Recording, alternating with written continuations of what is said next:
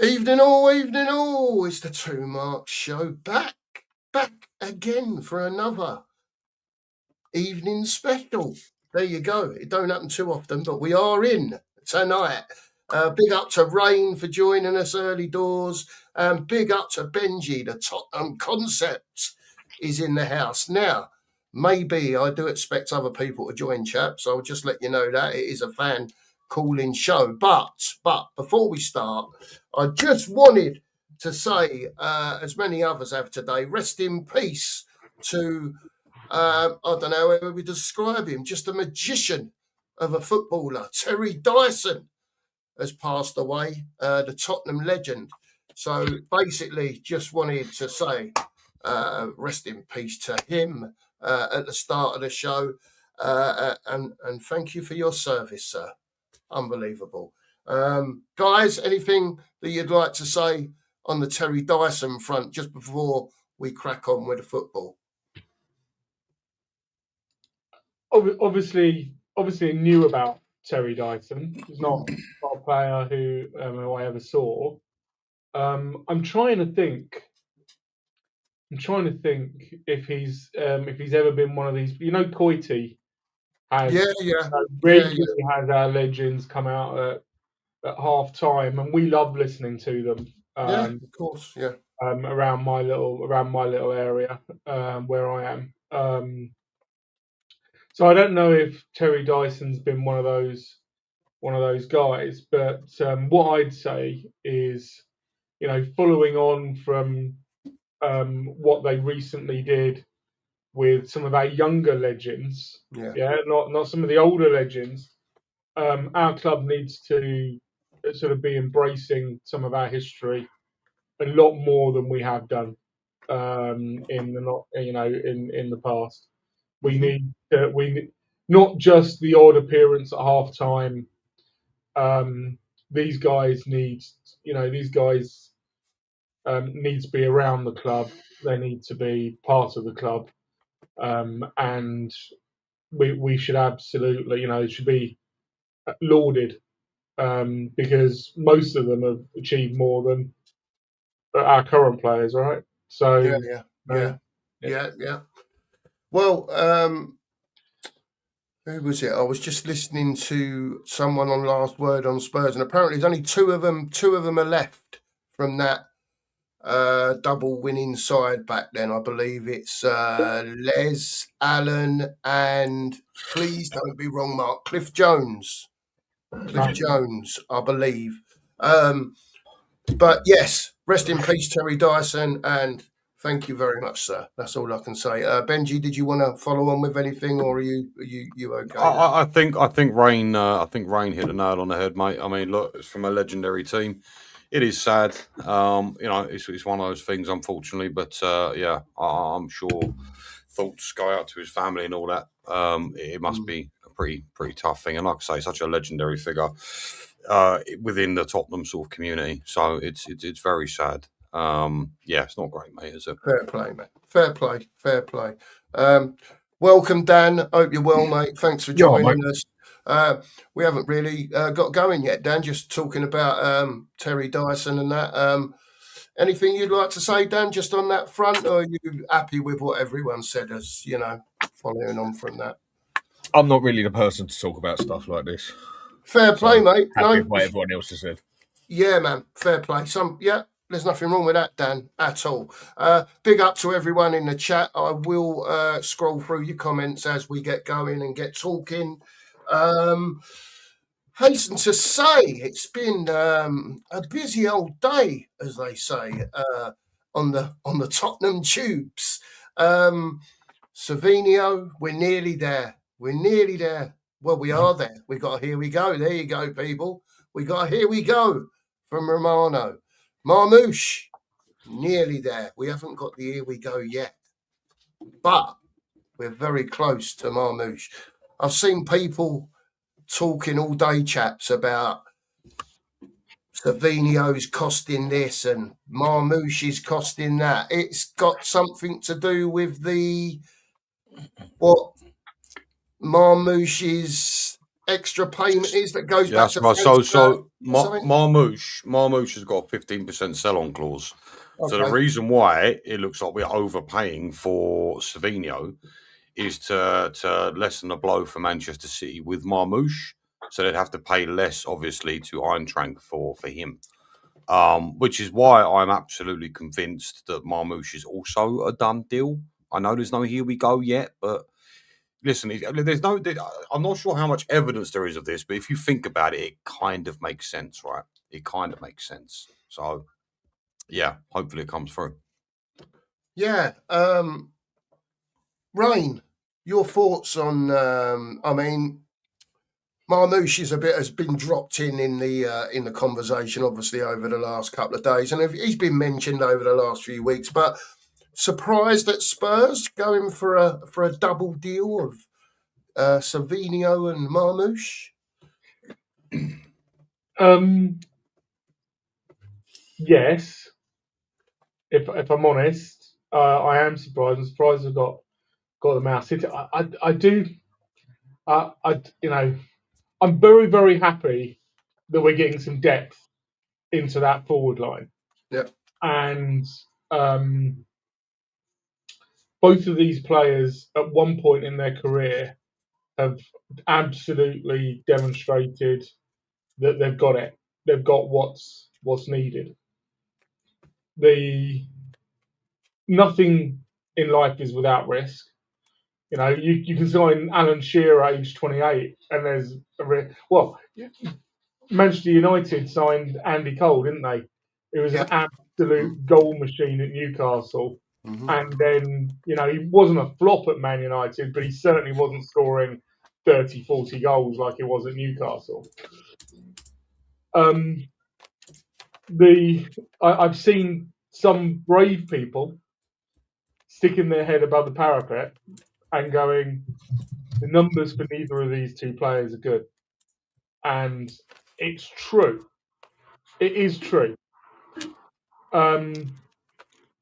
However, I've got more faith in Marmouche sort of overcoming those numbers than maybe some other people, and I'm absolutely clear that people who I trust, who I listen to, like Benji, have faith that Savio is going to overcome those numbers that they've had at City. And City is difficult, right? If you play FPL, there's a thing called Pep Roulette. Yeah, you pick Haaland, and recently you picked Semenyo, and then you steer clear of every other Man City player because Pep just chops and changes, and even though even though Man City do well, the players seem to be put in weird positions and stuff like that. So I'm really happy that we're getting depth in. I'm really happy with the players, and it looks like they're deservies. It absolutely looks like they're deservies players.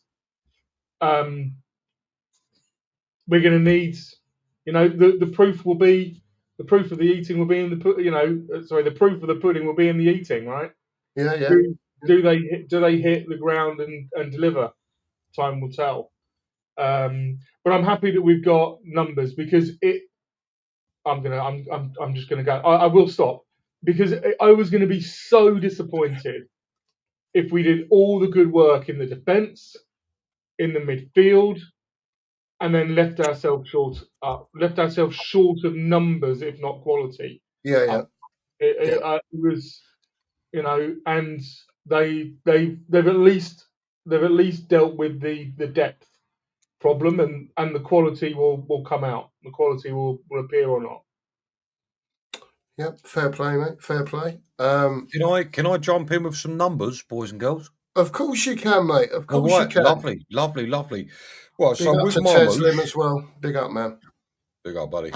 With Marmouche in the 24-25 season, okay, before Man City whipped him up, I think he got 21 goals and 9 assists in 17 games.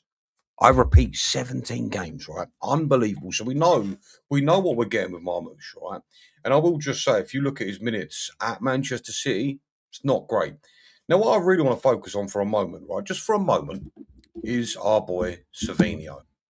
So look, listen, at the age of 20 years old, in one of the toughest leagues on the planet, the boy was walking away with 19 goal involvements. 19 at 20, which for me is insane. But look, let's look at What his league was Manchester that? City career. La Liga. Okay, cool. Well, it's one of the hardest leagues on the planet, is it not? It's one of the. It's got 3 teams. It's got 3 good teams in it. Oh, fucking give me a break, mate. This is La Liga we're talking about. Fuck. I can Yeah. understand your snigger at a fucking Serie A league, but come on. But look, with Savinho, 24-25, this is his best season for Manchester City. The guy got 29 appearances. He played a total of 1,772 minutes. He got 1 goal, 9 assists. So that's 10 GA. Now, you got to understand, in that first season, he had 21 starts. So for me, I think that's a mightily impressive season, seeing as he's just come from a different league to seemingly the hardest league in football, which is the Premier League. Now, his last season, so the season that people tend to judge him on, right? I'm going to give you a little fact. He had 820 minutes. That's equivalent of 9 Premier League games, all right? And I will also say 17 of his games out of the 24 he played last season were from a substitute appearance, which I think is, I just think there is a little bit of context behind Savinho's last season at Man City. And we've all said it, some players don't seem to work out. But this is the thing. This is what I don't like about the way people speak about players like Marmoush and Savinho. Make no mistake, Savinho and Marmoush didn't get into Manchester City's first team all the time because they're rubbish. Look who they had in front of them, you know? So I've heard people say, we're buying Man City's rubbish. Absolute nonsense. I was just on a stream with a Manchester City fan. You know what he told me? We are making a big mistake selling them to. Big mistake. So for me, I'm so excited I couldn't sleep properly last night. I think this is great news for Spurs. I really do. Just think of our attacking lineup. Kudus, Savinho, Marmoush. Boys, tell me that doesn't excite you. Right, let me counter what you've said. I mean, literally what I was writing down here, like half the people are putting here. Lo Celso looked good in the Liga. Salgado banged him in the Liga. Brian Gill went to the La Liga and went good. Apart from playing Atletico Madrid, Real Madrid, none of them, bar Soldado, managed to bring up the numbers Savinho did. Soldado was an attacker, but I'm saying Brian Gill looked good in that league. So did Lo Celso, and Lo Celso's a centre mid. The point is, Ben, that league, bar 3 teams, who else are you going to stick up there? What, Villarreal, Valencia? Who are Valencia anymore? You know, you look at that league, apart from 3 teams in it, there's nothing special in there. Now, the Premier League, like you said, is a total different league. Just because someone's went and done it in that league, but when they come over here, now I want Savinho at the club because he's better than what we've got. But he has not proven yet that he can score goals in the Premier League. It's a fact that he hasn't. Maybe it's the style of play. Maybe it's whatever else. I'm a lot more happy with getting Marmoush because he's proven he can score goals. Savinho has done nothing 3 to goals, justify 3 it. assists. Savinho has really done nothing to justify it. He has done nothing to justify 1 minute, Session. being our main goal scorer, which we keep asking for. This is why I'd rather have Gakpo, personally. But Dan, can we not play this silly little game, please? Can we not play this silly little game? You're trying to tell me La Liga is not one of the best professional football leagues on the planet? No, I'm telling you, it's got 3 of the best teams on the planet. Silly bullshit. You know, often I'm telling you, it's got 3 of the best teams. Name any one of their teams in that league. Hang on a sec, mate. Just let me finish the banter with him. It's a bit of a laugh. Name one of their teams, bar the top 3, that would get in a respectable place in our league. Sorry, repeat that one more. I apologise. Name one of bar the top 3 there. Name a team that would probably make it in our top 6, top 8 even. But that's not how you look at it. It's still one of the highest. Oh, it must be a great league then, mustn't it? No, but you're because twisting the argument. What you're doing you're just making out like there's only 3 teams in that league, and it's fucking nonsense. There is only 3 teams that mean anything. There is only 3. Look at Germany. Where did Girona finish when I had Savinho? Where did Girona finish? Where would Girona finish in the Premier League? Regardless, when I had Savinho, where would Girona finish in the Premier League? You're not answering because you don't know. Just say it. No, I don't know exactly, but where would they finish in the Premier League? So they finished very high up the table. Mm-hmm. They finished in a much easier league. Look, whatever you're going to say, Dan, I'm sorry, no one will sit here and tell me La Liga isn't one of, or if not the second greatest league on this planet.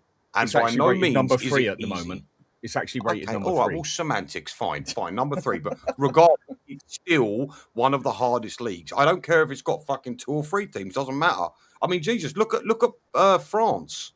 Haven't they climbed up the table? And have only got the one team that is worth a wank. You know, so that argument for me is same as Spain. Same as Spain. They've only got 3 teams in it that can do anything. We've got about 6. 2 more than France. Look, I'm just saying you can't judge a league based off of 2 or 3 teams. I'm sorry. The league itself is a difficult league to play in. It is where the very best go. Mm-hmm. So look, I just think that argument is completely fucking mute. The very best go to Real Madrid and Barcelona. That is in that league, yes. But it's because it's Real Madrid and Barcelona. Of course, everyone's going to go there. It's where the money is or was. Real Madrid still there. You look at the Premier League, it's much richer, got much better teams, much tighter. Anybody can beat anybody. You look at the Spanish league, it's not quite like that. There's not really any other league quite like that. I'm just saying it's not a conversation I buy, Dan, at all. I think it's named the 2nd or 3rd best league in the world for a reason. You know, the very best are there, and the very best have come from there. I refuse to buy the. I mean, you can't. Oh man, I just think it's a silly. I think it's a silly argument. I really do. I genuinely do. There's context to it. Let's bring Teslim in onto this. Okay. He was biting away to get in halfway through. Teslim, give us your thoughts on what Benji and Dan are got different opinions about. All right. First of all, big up to the whole panel and everyone in the chat. Nice to see you guys. So I think, firstly, Dan's argument is flawed, and the reason why I say this is because Savio. Let me explain. Savio at Girona was 19. I think he turned 20 that season, and that season he was one of the best wingers in the league. If you look at the league table, that season Girona finished 3rd in the league.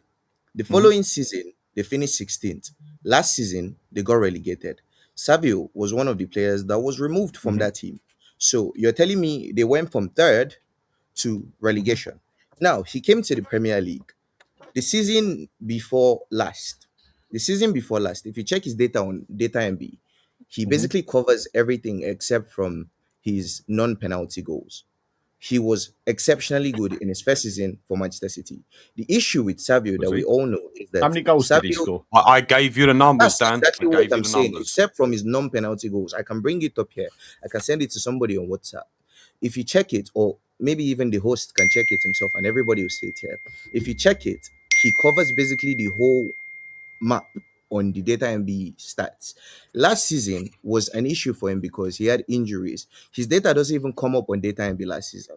And my issue with this thing is that a lot of people come and say, oh, in the Prem, he did this. In his first season in the Premier League, that was the season that Manchester City had a crisis of a season. In the midst of KDB, De Bruyne, Doku that was here, everybody that was there. I think Savio was their top assister in his first season, adapting to a new league, a new city, a new team in his first season in Manchester City. Like I said, last season, he had lots of injuries. Now, I'm not saying that Savio is the best in sliced bread. I'm not saying that he's going to come to the league or come to Tottenham and suddenly start bagging in goals. But this guy has a lot of potential.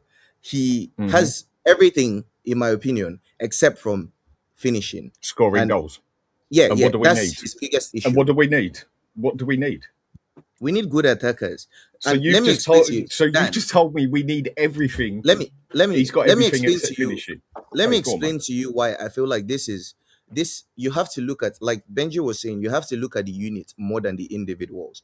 And what do I mean by that? If you think of, and I know you probably know this because I watch your channel once in a while, Sharp. But if you remember our first season after Kane left, the issue with Son that season was everybody knew that Son was our best attacker. So what did they do? They marked him out of the game. They had us give the ball to Brennan Johnson, who they knew couldn't beat a man. And each time he'll get the ball and lose the ball. Last season, after Son left, who was there? Kudus, our only good attacker. The exact same thing happened. The first few games, we were able to get away with it. Once everybody saw that, yes, Kudus is their outlet. And even at what do they call it, in the Super Cup, sorry, against Bayern, sorry, in the preseason, Bayern found out that that was our outlet. They did it to us. The same thing PSG too, they did it to us. And Prem teams too found out last season, they did it to us. The thing about Savio is that it's not just about Savio. You have to look at the unit. People can no longer double mark or triple mark what's his name, Kudus, because then you have Savio, you have Mamush, you have Madison, potentially Hakpo, Simons, Kulisevsky, everybody. You have to look at the unit. You can't just look at this player and say this. And if we're going to play a system where you are basically going to create transitional situations, which is what DeZerbi tries to do by baiting the press, and he doesn't want to, he prefers not to play against the low block. So you have people come out. When they come out, you find space in behind. Savio has shown in La Liga, which is the only situation where he was able to play against someone like that, or is play against a situation like that, because Man City, Pep's zone is put the team in the box and then break them down, basically like pack them in the box and then break down a low block. De Zerbi creates space in behind and then plays through that, basically. And those are going to be transitional situations, essentially. So you're not trying to beat 5 men before scoring a goal, or the box is not cramped. If you even look at Doku's numbers as well as City, at City, his numbers aren't exactly the best. But people will still come and say, oh, Doku is a good player. And it's because of how City play. So I think that you have to look at the player and like be, I don't want to say you're not being objective because it's your opinion, but I disagree with you, basically. Fair play. Fair play. You're perfectly fine to do that, but let me counter what you said. Yeah, I think he's got potential. I think that if we play him the right way, you might get goals out of him. The problem I've got, where I'm skeptical, and the difference is you can only give me opinion, which you're entitled to. I can give you fact that he has not delivered when it comes to goals in the Premier League. So in a personal opinion, that makes mine stand more solid than you or Ben, because I want a goal scorer. Everyone says we need an out-and-out goal scorer. I'd take Gakpo. Why? Because he's proven fact that he can score goals in the Premier League. Marmoush has even scored a few. Savinho, it's a proven fact that up until now, he hasn't done it.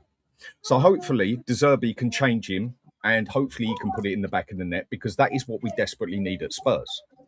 Can he start setting up more goals? When you've got two people like Solanke and Richarlison there, it's going to be hard for anybody to set up goals, yeah?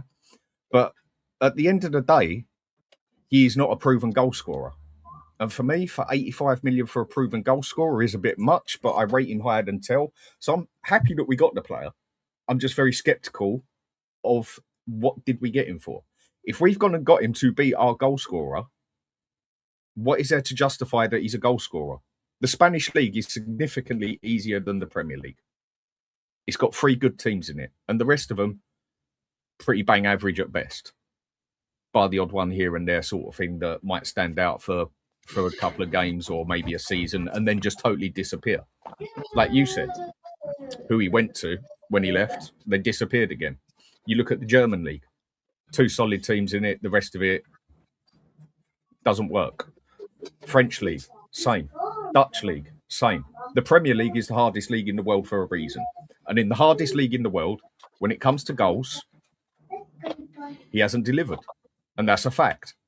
So I get your opinion. You're entitled to it, same as Ben's entitled to his opinion. But I'm going on facts. he hasn't delivered in goals. Will he? I think he can. I hope he will. We've bought him. He's better than Tell, I think. But the facts are, he hasn't done it yet. Can I just say quickly, I've got a bounce. Is your name Teslim? Yes, Yeah, it is. this is Teslim in the middle at the bottom. Yeah. My man, I love everything you had to say. You were spot on. I am fully with you. But again, I've got a bounce. I just wanted to say thank you, chat. Appreciate you. Cookie, thank you for having me on. Thanks, if I can man. get back on, I will. Anytime, Benj. You Anytime. take care, all right? Thank you so much. Have a Take good care. evening, Benji. Take care, mate. Take care. There goes Benji on his way. The family have turned up, I do believe.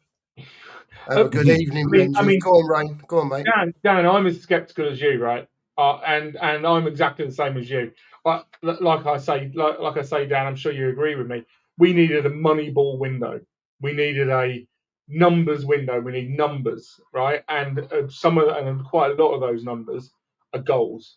After 48 goals in the Premier League last season, the thing. And would I have bought Savinho? No, I wouldn't. I absolutely would have gone all out for Gakpo. I would have gone all out for Rashford as well. I would have tried to, because I don't think Rashford's even second or third. I think Rashford might be third choice at Man United. You know, he's well down that list. But I think he would absolutely have done a job for us. I don't want to get sucked into the pre-season thing or even get sucked into the eye test thing that other people have been sucked into.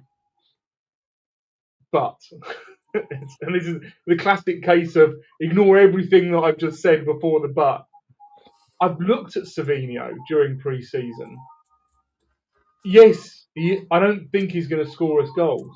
What I've seen in pre-season is a young lad who's put on a bit of muscle, that it looks like to me over the last year, and a young lad who actually was doing some excellent stuff in pre-season. Does De Zerbi think that he can get? Rain loves Savio. Thank you, Real first. Does De Zerbi think that he can get Savio crossing the ball into the box to, let's say, Richarlison, right? That Richarlison, outside of the box, one of the worst players I've ever seen. On the floor all the time, tennis racket on the end of his leg, absolutely horrendous. Inside the box, first touch, he scores goals. Is that what De Zerbi is seeing? Is De Zerbi going, I've got this player who can score goals. If I can get the ball into the box via a player like Savio, then he's going to get us. You know, he's going to win us games. I don't know. I am far more excited about Mamouche, if I'm really honest, than Savio, and time will tell. Only time will tell, Rain, because we're signing these fellas, whether we like it, others don't like it, and it's down to them now to produce on the pitch. Yeah? We can all sit here and say, 85 million quid, what are we doing? And all that. Listen, I'll say it again, it is a lot of people's money. Rain, you go regularly. Yeah? It's your money. Yeah? I don't go regularly. So when I say it ain't my money, I mean it ain't my money. Right? I've been to Tottenham twice in 26 years out of choice because of Enoch. Right? So, forgetting that part of it, Rain, where do we go from here? Is it a case of if we get 2 in, if we get 3 in, whatever it is, it's a must that we carry on doing, not necessarily to the extent, 5, 6 players very quickly, but we will get to the point, hopefully, at some stage, because I believe this is like bridge building, what we're doing now. We spoke about this earlier on. Some fans think we're just going to go whoosh and off we go. top 3, top 4, and it may well happen. But there's a lot of players to gel, Rain and everyone else on the panel. Hello, Steve, by the way. There's still a lot to do, regardless. And all I've said that I wanted, I don't know about you guys, was that if they could give him a first team as such that are fit to go in with, give the geezer a chance. If these 3 come in, for me, I think ENIC have done really, really well this window to get what we've got to the level of player from being 17th twice. And again, they're not elite, what I would call elite. They're not. But there's a lot of very good players there. And also, just to add to that, our bench looks a lot better very quickly all of a sudden because we've got men there, if you want to call it that. We've got some experienced men there that when they're called on in the 70th minute or the 75th minute to see a game out or continue as such what we were doing on the pitch at the time, surely that's all the better for Spurs, isn't it? I think that's probably the biggest risk with Savio. With Marmoush, let's say he doesn't have a good season, I reckon we could still sell him, right? I reckon we could still move him on. Yeah. With Savio, given the last 2 seasons he's had at Man City, if he doesn't have a good season with us, and we decide that he's no longer part of the first team, we're back into how do we deal with this player? And that's the biggest problem. If we'd have got Rashford and he didn't have a good season, we would. I still think we would be able to shift him on. I still think there would be suitors, But with Savio, it's a bet on green on the roulette table, for me, in my opinion, because if it doesn't work out this season, what do we do? It's another situation where, again, I'm happy we're signing him. I don't think the price is justified, but whose price is justified? But I'm only happy with signing him really because we've got Tell on the left, and it's another player to an extent. I think we've bought in hope. We've bought purely on potential, nothing proved. We need stability players, experienced, proven goal scorers up there. We've gone and bought a player purely on potential, nothing more, nothing less, because he has done nothing to justify that he's going to be our inside forward that can score goals like Son used to. Not many are going to be able to do that, but then he can't even live up to Gakpo's numbers or Marmoush. So for me, it's definitely we're buying more on potential there. And I agree with what you're saying. At least with Rashford, he is a proven goal scorer. I'd have taken Rashford over Savinho all day long. Whether he wants to come to London or not, I ain't sure. I hear he does. I hear he don't. Whatever else. But he's a proven Premier League scorer. Patchy player, yes. But again, it's proven that he can score 10, 15, 20 goals in the season, basically. Savio has done nothing to prove that in the Premier League. And we're talking about goal scorers. This is why I'm sceptical of him. Again, happy we're getting him because he's better than what we've got. I need to see the evidence now to believe that he can do it. I now need to see it with my own 2 eyes to see that he's got the capability of doing it. And as yet, I haven't seen that. Can you hear me? Can you guys hear me? Yeah, we can hear you, Taslim. Right. Go on, mate. I think in a very interesting manner, yeah. I think that the Hakpo signing is also a sort of, well, I say insurance policy, in the sense that while we are signing Savinho, we're also getting Cody.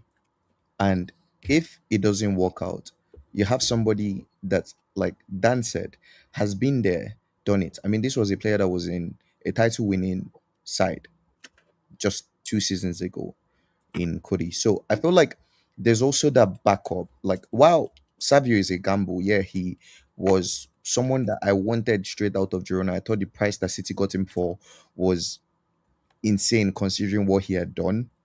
But I do understand that the relationship, multi-club ownership, whatever, thing was why that fee was how it was. But yeah, I feel like the reason why I'm not so I think the price is mad. Let me just make that clear. I don't think that I expected his value to have dropped. I don't know how he had a worse season than last year and his price went up. But that's not I'm not here to talk about that.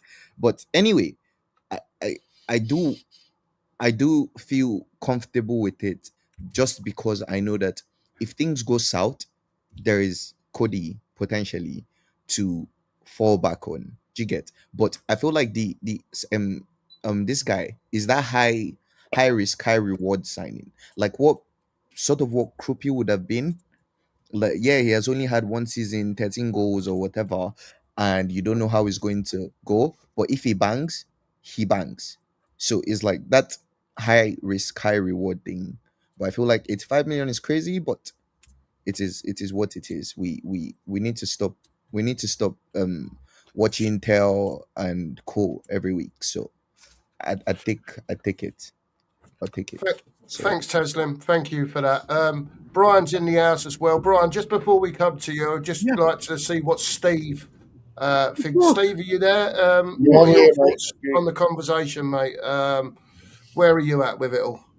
I can get people's skepticism. I totally understand that. Like £85 million is quite a high price to pay on someone that's not really proved himself yet in the Premier League. But let's not forget he was at Manchester City, right? I don't know. Can someone do some research for me? How many games he played last season and the season before? Can someone do some research on that? No good asking me stuff like that, Steve. You could ask the sheriff, but not me, mate. Got no chance. But Rain to get that for you. Yeah, rain's all over that. Brian will be all over that. It's all right. Yeah. You're all right. I want to see what Roberto De Zerbi does with him, which is why I'm going to give him this first. I'll give him this first season to see what Roberto De Zerbi does. You know what I mean? So that's where I am with it. To be honest with you, look, yeah, it is high. He's not proved it yet, but he was in the Manchester City side that was stacked with talent. So Yep. I just want to see what he can do. Look, thank you. Last season he played 35 minutes per game. 35 minutes per game. 24 appearances, 35 minutes per game in the Prem. So how is he supposed to prove himself? This is what I'm saying. How is he supposed to prove himself with 35 minutes per game? There you go. There you go, Steve. This is what I'm saying. So if De Zerbi, like, we know it's going to be Tell and Savinio right on the left, right? That's what it's looking like, yeah. So if Tell starts and he don't prove himself, then, or he drops in his performances, then Savinio will come and we'll see what he does, and hopefully that will kick the other one on to be better. Do you know what I mean? So it's competition at the end of the day. It's not great competition, but it's competition, which is what we've been lacking. Yeah. So the problem is, Steve, that you're right. You know, there's not enough information there for us to say, you know, how can he prove himself? But the problem is there's not enough information there for us to make a decision either way. Yeah. That's the problem. And that's why I'm still a Savio skeptic. Yeah. You know, because I don't have the information to say that he's going to be a good player, and I don't have the information to say he's going to be a bad player. And what I see is people who really love the Savinio eye test, right, using the fact that he hasn't played very much as almost a reason for why we should sign him.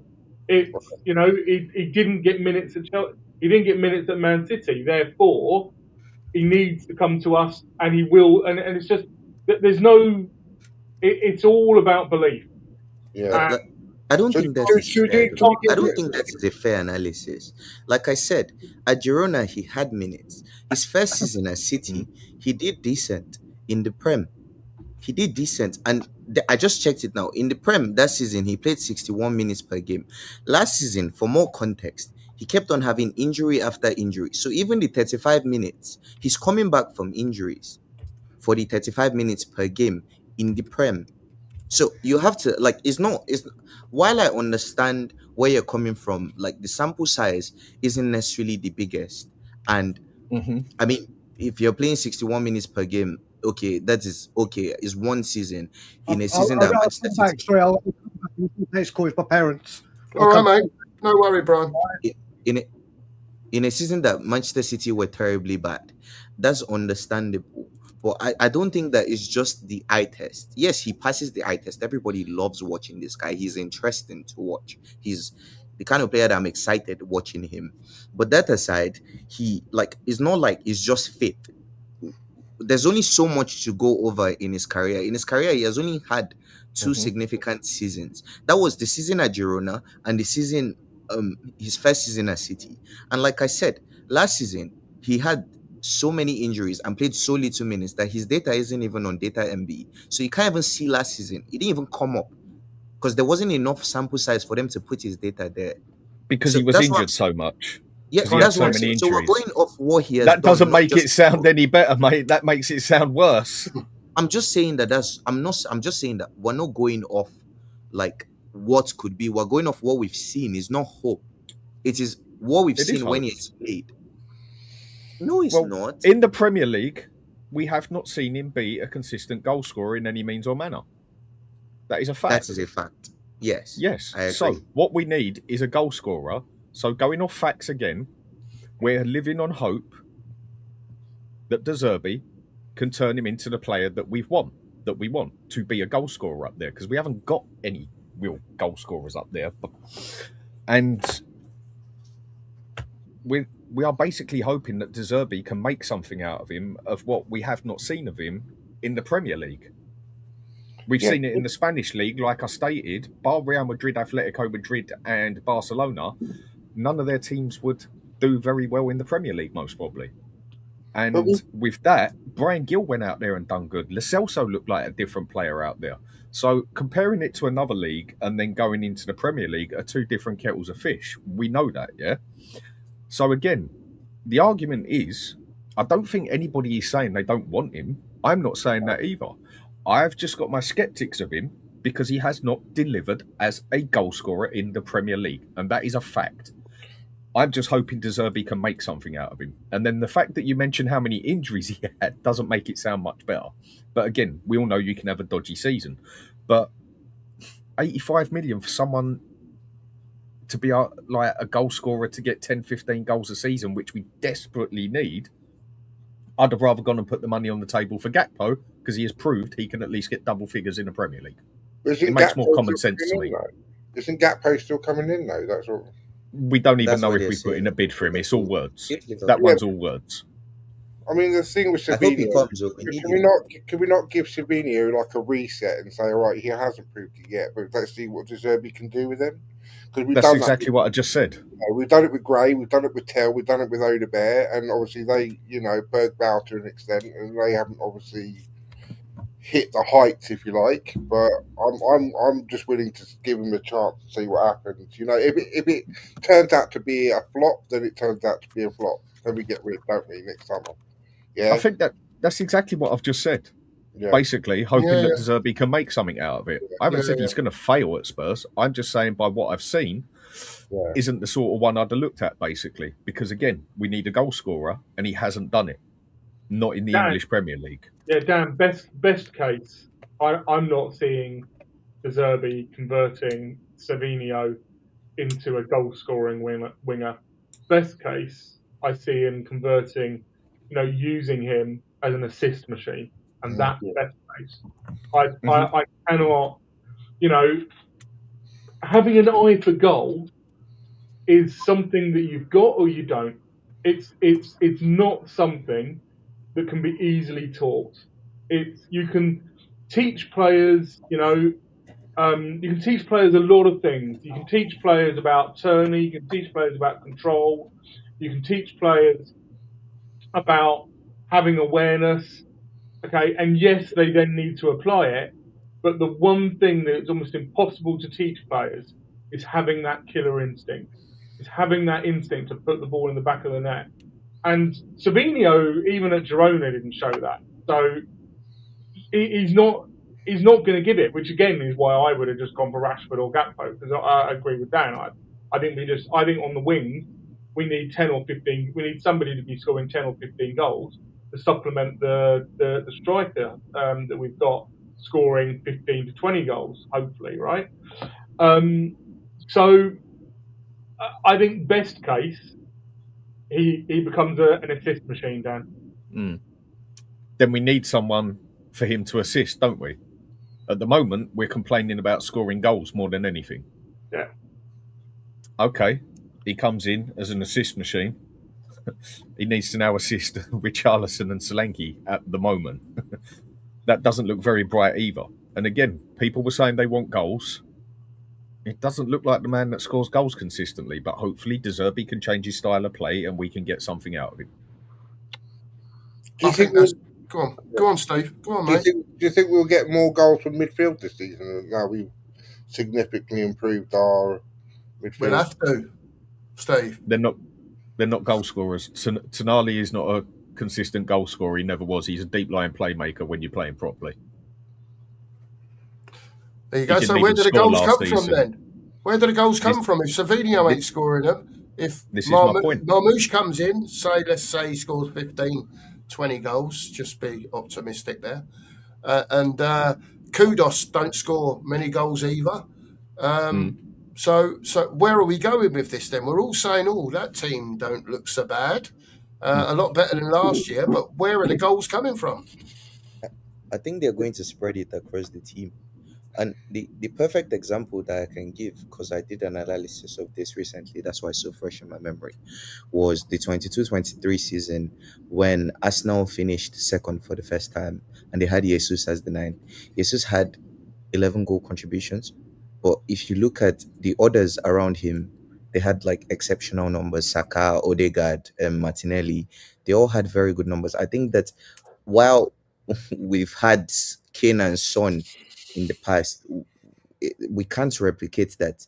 We just have to find a way to spread it across the team. And I think even Matheus Fernandes spoke about it. He has to chip in this year in an interview after the rocket he scored in preseason.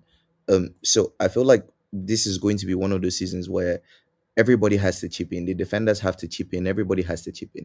And the hope is that Marmoush can replicate what he did at Frankfurt, because his numbers at Frankfurt were quite insane. I mean, he had like 56 or something, 56 goal contributions in like 67 matches or something when I checked it. That's in 2 seasons. So that's the hope that is going to be our bagsman, and then others can pitch in as well. I don't really think that is like Savio, you're going to be this person. I feel like even out of all the wingers, because I think Kudus is also more of a creative as well, just like Savio. Out of all the wingers, if there's anybody that I'm going to look at for goals, it's probably going to be Gakpo. And he's not even in yet. So you can't even like say that, we have him and he's going to be the one to score out of all the wingers. So yeah, that's just what I think about it. I think that we were going to have to spread it. Are we all sure that Savinho is going to play on the left and not the right, and Kudos in the middle with Gakpo to the left if we get Gakpo? There's a thought. Good shout. I've heard plenty of people saying about Kudos maybe playing in the 10 if we're short of one. I think that's where he'd be best, Mark. I think I think he's just like Kulusevski. I think he's better off as a 10 than he is on the right. Because he basically does the same things as Kulusevski. Yeah, and then gets doubled up on it as well. Yeah, just with the injuries at the moment, with obviously Simmons and possibly Maddison being out off and on. Maddison's fit. Maddison's in the squad. Yeah. But it only takes one slight touch and he's out for another 4 weeks or 6 weeks. So yeah, but I think this is where De Zerbi's going to manage minutes this season. Do you know what I mean? Because I think you could literally, if we get the signings in, we think we're going to get it. You could literally change 5 players for the Newcastle game next week from the starting lineup tomorrow, because we all know what the starting lineup's going to be tomorrow. Yeah, don't we? Do you know what I mean? We can pretty much say that it's going to be Tell and more on the wings, and Archie Gay's going to be right back, right? Yeah. So we all kind of can predict the lineup, but if we get all the players in during the next week or start integrating them soon, I think you can make 3 or 4 changes. Apparently, Fernandes is ready, Maddison's ready, Kudos is nearly ready, but he's got apparently bereavement at the moment. So yeah, he's back in Ghana at the moment. Yeah, he's back in Ghana at the moment, which is fair enough. Which is fair enough. So, but I just think De Zerbi's going to try and manage minutes this season if he can, and that will probably, hopefully, negate some of the injuries of having to rely on the same team every week in, week out. I know we've only got one game a week, but you know, it's for me that's going to be a good thing, I think, this year. So I am absolutely tempering my expectations for this season, right? You know, Yeah. I've heard some people. I'm not going to mention. You know, I've heard some people really going for it. That we're going to do this, we're going to do that with it, and I don't think we're there. I don't think we're there at all. Don't think we're anywhere near. I think we are a step. We are stepping our way up the table. That's what we're doing. So we've got these players in. You know, yes, we all hope they're going to hit the ground and smash it. But what we actually need to do this season is work our way up the table, get into the top half, and then go again, and then go again, and cycle out the rest of the players who we don't want in this squad. The rest of the players who, unfortunately, you know, for one reason or another, have been pulling the squad down. I'm going to look at your doggy, not a quality problem, an availability problem, right? We need, yeah. So you know, next summer, do we get a left back that goes in above Robertson and your doggy leaves the club? You know, at the moment we've still got Richarlison and Solanke. Next season, do we manage to go and get a striker who comes in above Marmoush, right? And Richarlison, and either Richarlison, maybe not Solanke, because I think he's got a longer contract, and we start cycling these players out. This is what we need to do. I heard so many people say it's not going to happen in one window, and they were absolutely right, but they weren't right. You don't do anything in the attacking third. What they were right though is we were not in a position, unless we were going to do a Danny and like just go to Osman and go, here's 150 mil and we're going to pay you 400 grand a week, which I don't think we were going to do, to get those types of players in. Then if you're not going to do that, then you have to be patient. You have to step it up. So I'm trying to temper my expectations, because I think when I look at what De Zerbi's doing off the pitch, when I see the way that he's interacting with the players and the press, I want this guy to be at our club for the next 2 or 3 years and see what he can do in a bit longer term, basically. Yeah, it's going to take time, isn't it? Do you know what I mean? We finished 17th twice in a row.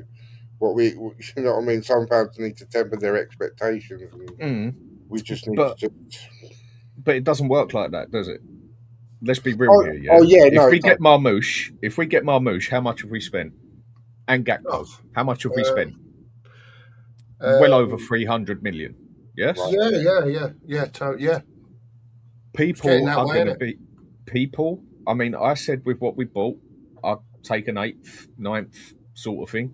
Yeah. Now that we've gone and spent that money up front, or going to spend that money up front, if it goes through, Savino, basically a done deal. I said that I think that one would happen, and we go and get at least one of the other two.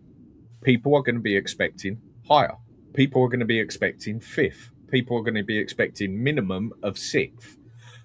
Owners are also going to be expecting that sort of thing as well, because when you spend that sort of money, people expect, okay, if you want to be realistic, it usually doesn't happen in 5 minutes. But again, it just don't work like that.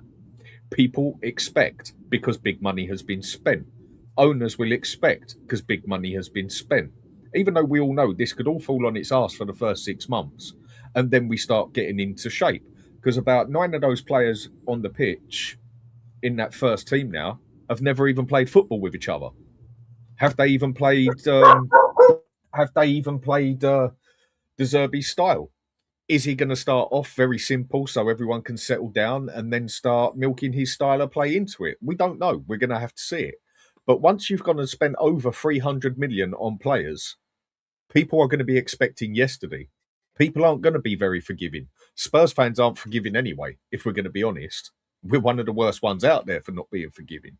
So, yeah, people are going to be expecting. We go and get some of these players. I'm now going to be looking at, instead of finishing 8th or 9th, I'm going to be looking at we need to get a 6th or even a 5th. Not winning that league. I mean, anyone who thinks we're going to win that league, well, crazier things happen. I'll accept that one. But people are going to be expecting significantly higher because of the amount of money spent. Yeah. Obviously, Dan, the more money we spend, the better quality that comes in. People are going to be like, oh, we should be here, there, wherever. One thing I will say is, Dan, and I think most of you would agree, generally, it's going to take 7 or 8 first-team players a little bit of time. You get the odd lot that will get together and they'll take off. Do you know what I mean? Let's just say like a bit different, but Man United last year bought the 3 strikers. They knew that's what they needed, and they went from 15th to 3rd or 4th, wherever they finished. You know, our job was a lot bigger because it's been in decline for so long. And for me, personally, if we can get these 3 over the line, or at least the 2 Man City lads, at least he's give the manager a bit of a chance. That's the way I look at it anyway. I don't know what you guys think. I think there's a long way to go, right? When you look at the overall, if you put a team up at the end of last season, and I'm not of that ability to do that, so I'm sorry about that, and then pick the team of the players that we've got coming in now, totally different team. Obviously, new manager, it's going to be a different style of football. And hopefully these players that they've brought in are the Zerbi type players. Let's hope so. Anyway, because he's meant to be the one that's picking them, apparently. He's got the say on it. What would you guys think the fans would prefer? 4th or 6th or 7th in a cup? I'd prefer 4th. Yeah, me too. I've got to go. Wait, sorry, carry on, lads. I've got to go. Sorry. I prefer 4th because it's like I've said, a cup on the side is nice. But if it's like I've said, FA Cup to what it was is now just, to me, personal opinion, is now just another Mickey Mouse Cup. Same as the League Cup. What do you get for an FA Cup? It hasn't got the same pride in it that it used to. Yes, the bigger clubs win it on the side of what they're doing. They don't focus on that. They focus on the Champions League and the league and getting in it, basically. The sad thing is these days with cups like the FA Cup, is there a good thing to win on the side as long as you get that Champions League? If you don't get the Champions League, the FA Cup is totally irrelevant. It gets you nothing bar Europa Cup. Yeah. Yep. And also maybe, 1.5 million in the bank? Yeah, it's nothing, is it? You get more than that for a Champions League game. Yeah?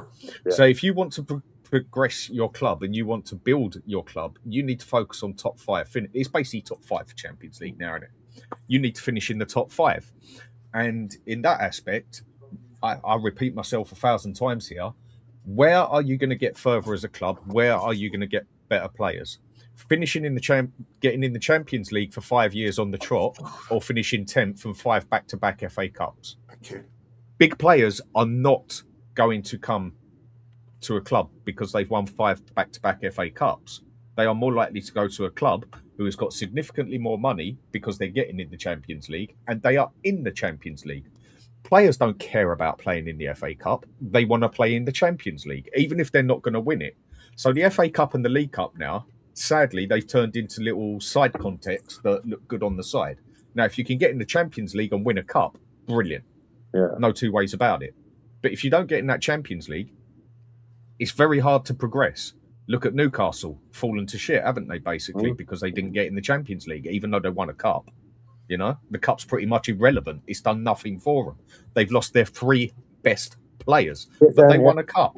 And have they got the money to spend to bring players in? Are players going to come to them because they won a cup? Nobody cares that they won a cup because big players want to play in big games in the Champions League. So for me, the FA Cup and the League Cup is a lovely little icing on the cake if you finish in the top 4. But for me, I'd blow them out and focus on getting in that Champions League 110%.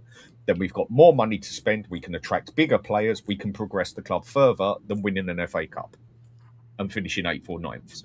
Okay. Guys, I have a question before I go. One last one, and this is for anyone. And this is a continuation from what I can't remember who it was, either Dan or I don't know your name, sorry, pardon me. Mark. No. Oh, sorry. The person Brain. besides up. Yeah, Brain. Okay, yeah, okay. Right, yeah. All right. So you were talking about expectations, and I just want to ask everybody on the panel, do you think that the expectations are just and justified? And the reason why I say this is because if you guys think about the last time that we're out of Europe, the last time we're out of Europe was under and if you think of that season as well, we brought in a new goalkeeper in Vicario. We brought in Van der Ven. I think that was Udogi's first season. We brought in Madison, Johnson. There was a lot of transition in that season as well. And that season, to me, we even bottled top 4, if you ask me, with a significantly weaker team. So let's say there's a world where, hypothetically speaking, we get in Hakpo, we get in Mamouche, and we get in Savio as well.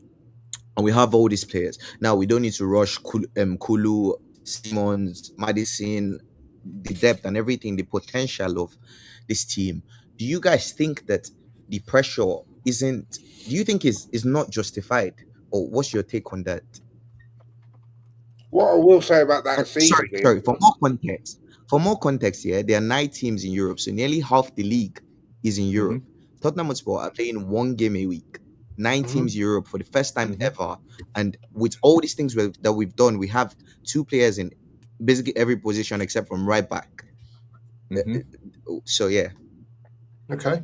So now that gives even more reason that we should be getting higher up the table, and it's now put even more pressure on De Zerbi to get us up the table. And if we don't finish in a 5th or 6th place, people are going to say that's even more of a failure because of the amount. Now I'm not, but because of how crap we've been. But a lot of people will turn around and say, for the amount of money he's had spent on him, he's been backed up more than any other manager at Tottenham Hotspur ever has been. 9 or 10 clubs are playing consistently in the league and everything else as well. We're playing 1 game a week. It's now put the pressure on us even more to finish higher up the table. And so you still don't think it's justified? And let me just add to that also, there are a lot of teams in the league this year with new managers as well. Yes, that's too as well, yeah. Some of the top teams. Just saying about that. So yeah, Dan, are you saying that you don't think it's justified? I think if I'm going to be realistic on it, yeah, I could understand why people would want it. But realistic, just looking at how things usually work, it's going to be very hard to get that team to land on its feet with 9 new players out of 11. It is going to be extremely hard. Even someone like bloody Mourinho, Klopp, Pep, Conte would struggle doing that with a team because people ain't God. Sorry, I think Steve was going to say something. Yeah, go on, Steve. Was you going to jump in earlier? Yeah, the thing for me is this is my worry, right? Yes, we spent a lot of money and he's been backed, yeah, but if the expectations are so high this season, we all know if it don't go the way it's supposed to go, the pressure's going to start ramping on the manager and the fans are going to get upset and there's going to be fighting and between the team and the players because they're not performing. And this is what I'm saying. The expectations need to be lowered this season. I'm sorry. As much as I'd like to get into a Champions League, right? You know, I'd love to see my in the top European competition, right? But we all found out last season that being in the Champions League, whilst being awful, was just too much of a distraction. So what I'm saying to you is, maybe if you finish like 6th and you get or 7th and you get a Conference League, maybe we need to go into Conference League, just and start there and build up again. That's all I'm saying, because I don't think Champions League. I don't think we're going to do well. But with what we've done, people won't be doing that in majority. We know that. Come on, we know how this Spurs fan base works, and you know how football works. You're being realistic. I agree with what you're saying, but since when are Spurs fans realistic? They're not in general. No, and that's what I'm saying at the start. That's my worry. So I'm agreeing with you. That's Dan, my worry. certainly the younger generation, I'd say. Not to disparage this sort of board we got here, but we're of a certain age where maybe our expectations are slightly lower than the younger fan base. I don't know, dude. I know some older folks who are going. I don't want to mention that lot down the road, right? But look what happened the first season he was there. Yeah, Arteta. It weren't going very well, and they wanted in his head. But the board were like, "No, do you know what? We're going to stick with this." But we all know Enoch are not like that. Yeah, true. Let me jump in. Let me bring Brian in. Brian, Joey's put a question on the screen here that if you could maybe answer a little bit. Joey says, I'd say spending close to 500 million and not getting Europe will be an issue for RdZ this season in Enoch's eyes. What would you say to that, Brian? Well, first of all, I think it will be an issue in Roberto De Zerbi's eyes as well before we do that. Like you guys were all saying about transition and other managers that are coming into clubs after having long-term managers or European football for some clubs that don't have as big a squad and will be focusing more on league. Europe's got to be the key objective this season. As much as I'd love to bring the FA Cup home, and Dan knows it more than most, the FA Cup is everything to me. But big up everyone on the panel as well. Thanks for coming on, mate. That's right, mate. I haven't slept. Look, it's the day before the Premier League. Who needs sleep? Or day before Spurs, shall I say? He's going to have a lot of accountability, but he's also sorry, I didn't mean that. He's the one that comes in and if you want to say what managers had their squad or a lion's share of their squad and been back with the players he wants, it's him. If you look at managers that have not had to deal with tons and tons of ex-players from managers that don't fit his style and get them out, it's him. There's a lot of pressure on him. There's a lot of pressure on the club. But it's pressure that hopefully they revel in. And we've gone for years, and I was one of the main ones that were saying, we need Premier League quality, we need Premier League proven, we need Premier League ready, we need whatever. We have a season where we buy constantly Premier League players. And now I understand there's other players in Europe, but it's like we wanted Premier League ready players. We're on the verge of signing 8 of them. And it's just mind-blowing what we've done this window. Whichever way you want to look at it, what we have done has been sensational compared to what we used to. As I think it was Steve saying about when I just had to leave, about Savinho's price tag being so high, the reason it's so high is Man City are doing dodgy dealings so they don't activate the sell-on fee for Marmouche. So it's actually been heavily stacked in the Savinho deal. So Man City, of all clubs, can get out of paying extra money to a team. It's what's going on. Marmouche is good business, mate. And you know what? We're on the other side of it for once. Yeah. Normally, we've had Tonali who had offers. We had Fernandes who had offers. We had Van Hecker who came out and said it was De Zerbi. We've had other people. And you know what? I'm going to address it now. We got people like Daryl Denton who literally want to say things, well, we almost got relegated. This is why they're doing it. Maybe it is. What do you want them to do? Not do anything. You want them to go, do you know what? What we'll do is we'll do nothing again. You can't have a second, third, fourth, fifth, sixth, seventh, eighth good window without having the first. You can't do it. We finished 17th twice. Unacceptable. The filth a few years ago, 8th twice was too much for them. And then there was wholesale change. We fucked up. But now they've done this, as we have all said, no matter where you are, this can't be the one-off. This has got to be the norm. This is it. We bitched and moaned. Oh, mate, I absolutely no problem at all. You want to come and run your mouth and I see your comments about me. Absolute waffle. Really, Jesus Christ. Literally. You can. Go on, I will do, mate. It's just literally, I see the comments for him, runs his mouth, when it comes about me changing how I feel about this football club, after what I have done for change, and because I choose not to be miserable and just moan and type in comments constantly, and won't admit there's been change, there's been something different, the quality of players gone up, everyone at the club has done what they said they were going to do this summer. Charrington came out and he said, actions will speak louder than words. Vinay came out, said something very similar. The Lewis family came out and said something very similar.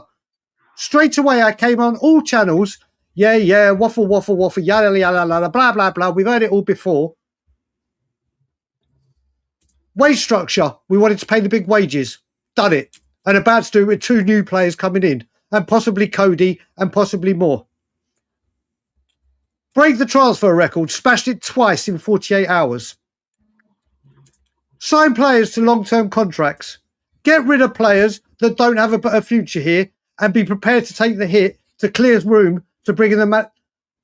Everything we have done, and Alex, you're so fucking stupid. I'm not enicking, but what I am is I'm not a hypocritical little bitch that literally comes on and bitches and moans that I want change, and then when change starts, go, oh, do you know what? No. Why now? Why are they doing it so late? Why are we waiting so long? Why are we doing this? Everyone going mad about the Savinho deal stalling. No one knew. It's because they're working on the double deal. Even when Ornstein dropped it. Oh, no, it's not going to happen. Not going to happen. Well, it is. Well, it is. Hasn't happened yet. But, mate, Rain, come on, brother, listen. It is literally... So I don't want to trigger you, mate. There's a reason why I literally don't watch anything anymore. Because literally, we are getting everything we wanted. And when I turn on to shows, it is still going on about, yeah, it's not going to happen.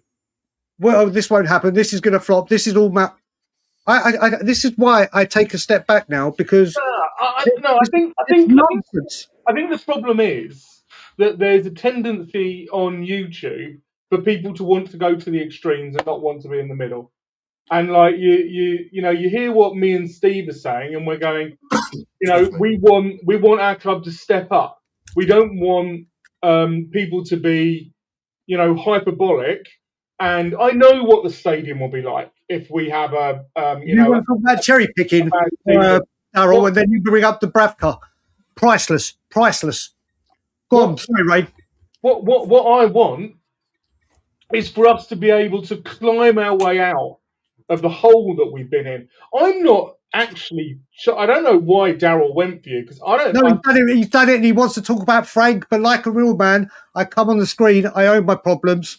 I own my mistakes. I own my faults. Doesn't make me less of a person. He just likes to, yeah.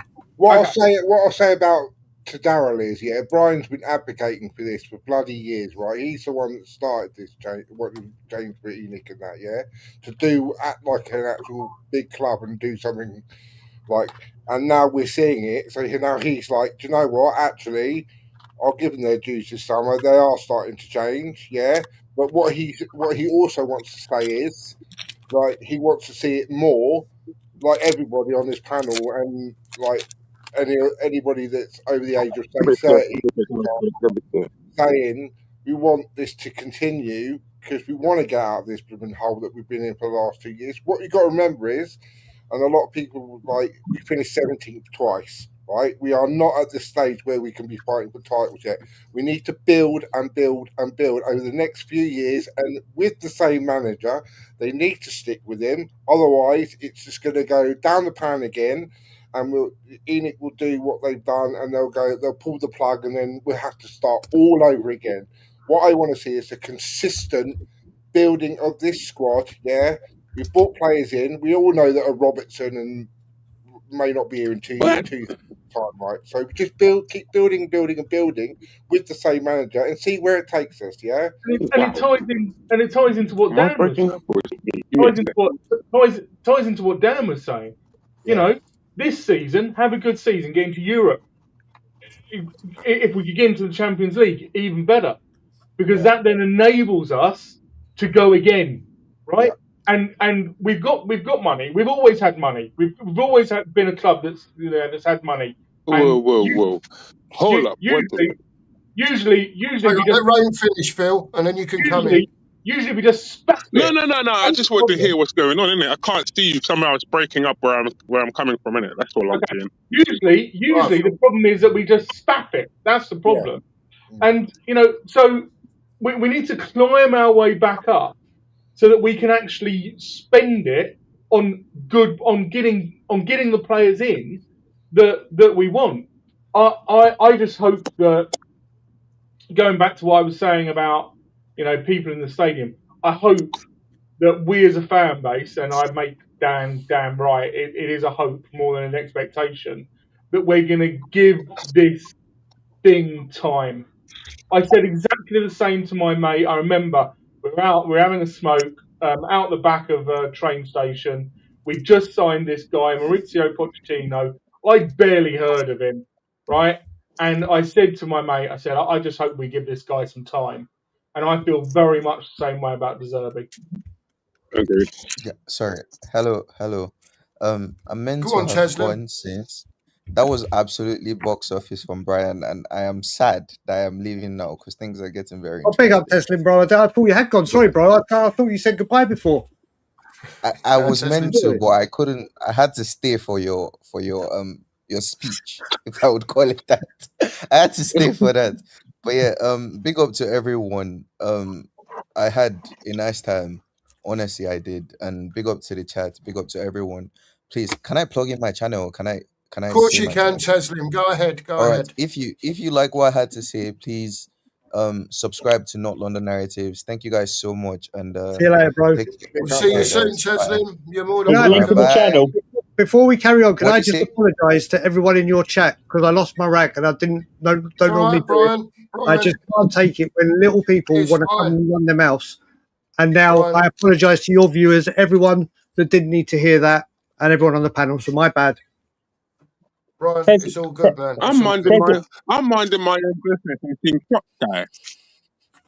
I'm here minding my own business on holiday, having a nice chill out, watching Arsenal versus Coventry City, and all of a sudden I hear Brian Daigle, my brother, going off on one, and I'm thinking, are you taking shots at me, my man? Never you, bro. Never ever you. Never ever, brother. Walk the streets with me. Never ever you, brother. Ever. I'm having a nice vacation away from Tottenham Hotspurs right now, watching the transfer window unfold.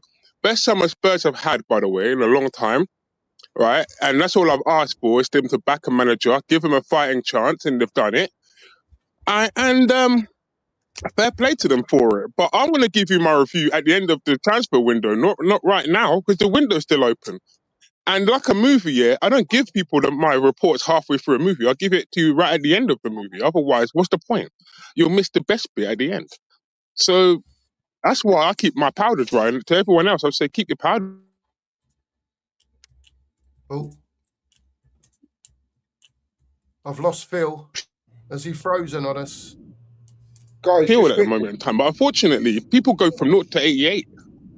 And have you lost me? Yeah, I lost you and you're Yeah, back it goes now, from Phil. people's Go on. emotions go from 0 to 88. Okay, yeah, Yeah. people's emotions go from 0 to 88. We're gonna do this. It takes time. And Zerba's got to come in, work with the forwards, work with the rest of the team, and try and get it working. Right? We have no guarantees yet with the amount of signings that we've made that they all gel at the same time. Look at Liverpool last season. They spent over 400 million and it didn't gel.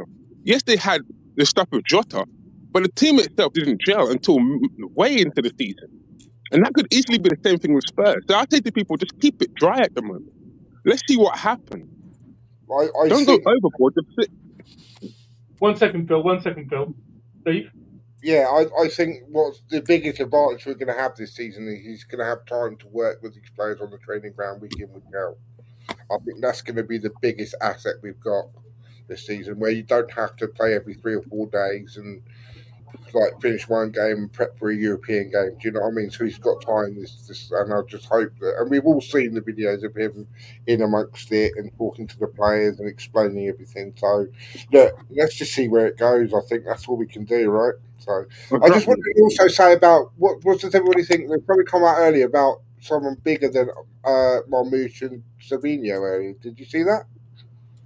Yeah, I did. Do we know who that could be? I did see it, Steve. That there could be another one. It didn't say any names. It didn't say whether it could be Gakpo or whether it was Gakpo and another one. I don't know, mate. But I probably read the same thing as you read, mate. Are we thinking deadline day bomber? Mate, the thing is, right here, this window, if they say that, I actually believe them. Yeah. I actually believe them. And I've said a few times now, I think the domino effect, and I'm not saying it is for Morgan Gibbs-White, but I think Bergvall on deadline day is going to have a major part to play in anything we do. I'm not saying he will go to Forest and we get Gibbs-White like the dream, but I've got a feeling there's always a chain of events, and there's one transfer that does it to set it going, and I honestly think it's Bergvall. Be interesting, Brian, won't it? Go on, whoever wants to crack on. Go on. Bergvall is one we need to get rid of. Agreed. Yeah. Agreed. I saw enough of Bergwijn in the World Cup playing for Sweden against Netherlands, man. I don't want to see him again, but that man there, And the money we can make back on him, again, I don't know why we don't just go in and put 80, 90 million on the table and him and try our luck with Morgan Gibbs-White. 100%. I'm with you, mate. Yeah, totally 100%. with you, 100%, Dan. Because if you don't try, like you say, you don't know. And then we've got the attachment of Bergvall, and we know that Forest do quite like Bergvall. There's no doubt about that. So it's at the end of the day, it's whether Marinakis wants to entertain, I don't know what, 70 or 80 million plus Bergvall to get Morgan Gibbs-White out of the club. Is that where you're at with it, sort of thing? Yeah, plus it's a bit of bait we've got for him because they seem to be interested in him. I mean, do I think he's worth 60 million? Hell no. Even at modern day extortionate prices, for me, how he goes over 25 mil or 20 mil even, I haven't got a clue. Because he's done nothing to justify that. He can't pass, he can't cross, he can't shoot, he can't head the ball.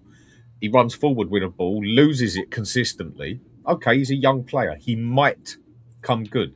But I've had enough of this at Spurs of might, could, if, buts, maybes.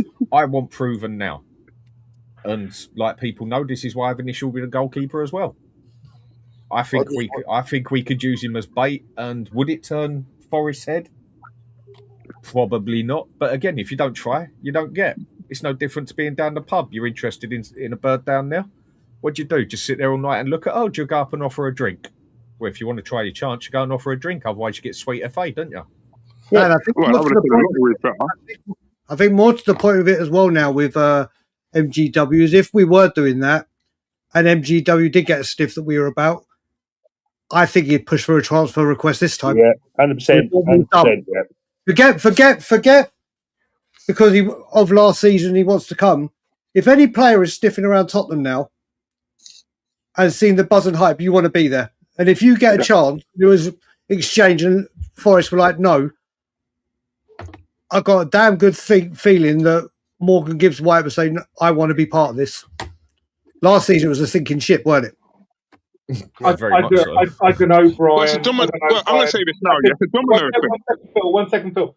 I don't know, Brian. I think back to that, that interview with him next to Mr. Marinakis, and I saw a scared man. Yeah, but that's the thing. If he wants Bergvall, and he's the future for them, he's going to have to come to the table. And Forest have something Spurs want.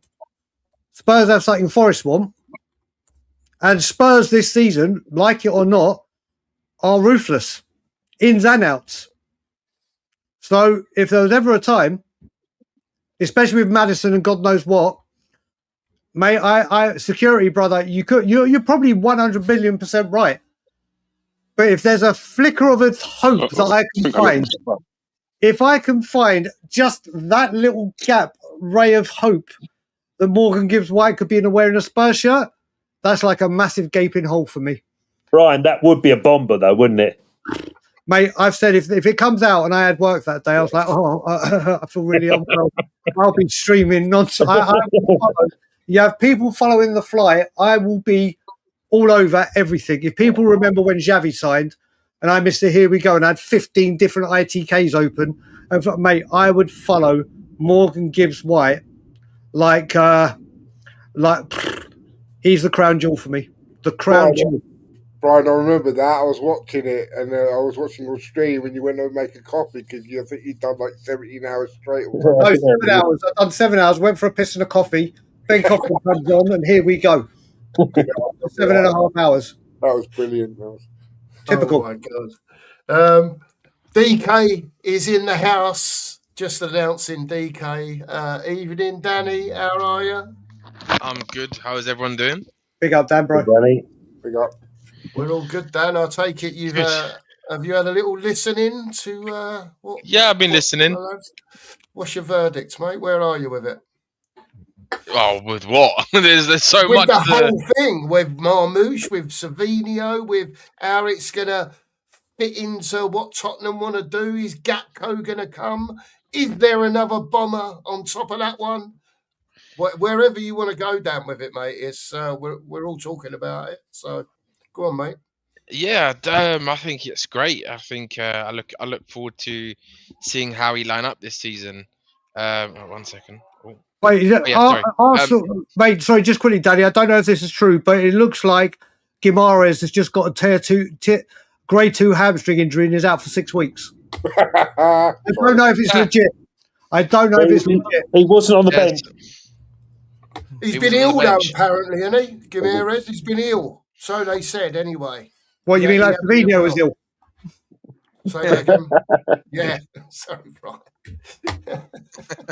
Go on, Danny. Go on, mate. No, I've always maintained that we were going to sign 3 forwards. Like, it was last week. It was so I can't lie. Even some people who are not maybe on the panel tonight, but some people come on your show, Cookie, and on other shows, the amount of meltdowns within the Spurs fan base was just glorious. It was so funny to watch. Okay. I think it's because too many people, except Brian, because I think Brian as well. We're very similar in our Enoch and Levy opinion, and we've to be fair, we've both maintained that we were going to get the signings this summer, right? And coming from two people who were probably the complete end of the spectrum 5 years ago or 3 years ago, even 2 years ago. Mate, literally, even last game of last season. That far. Yeah.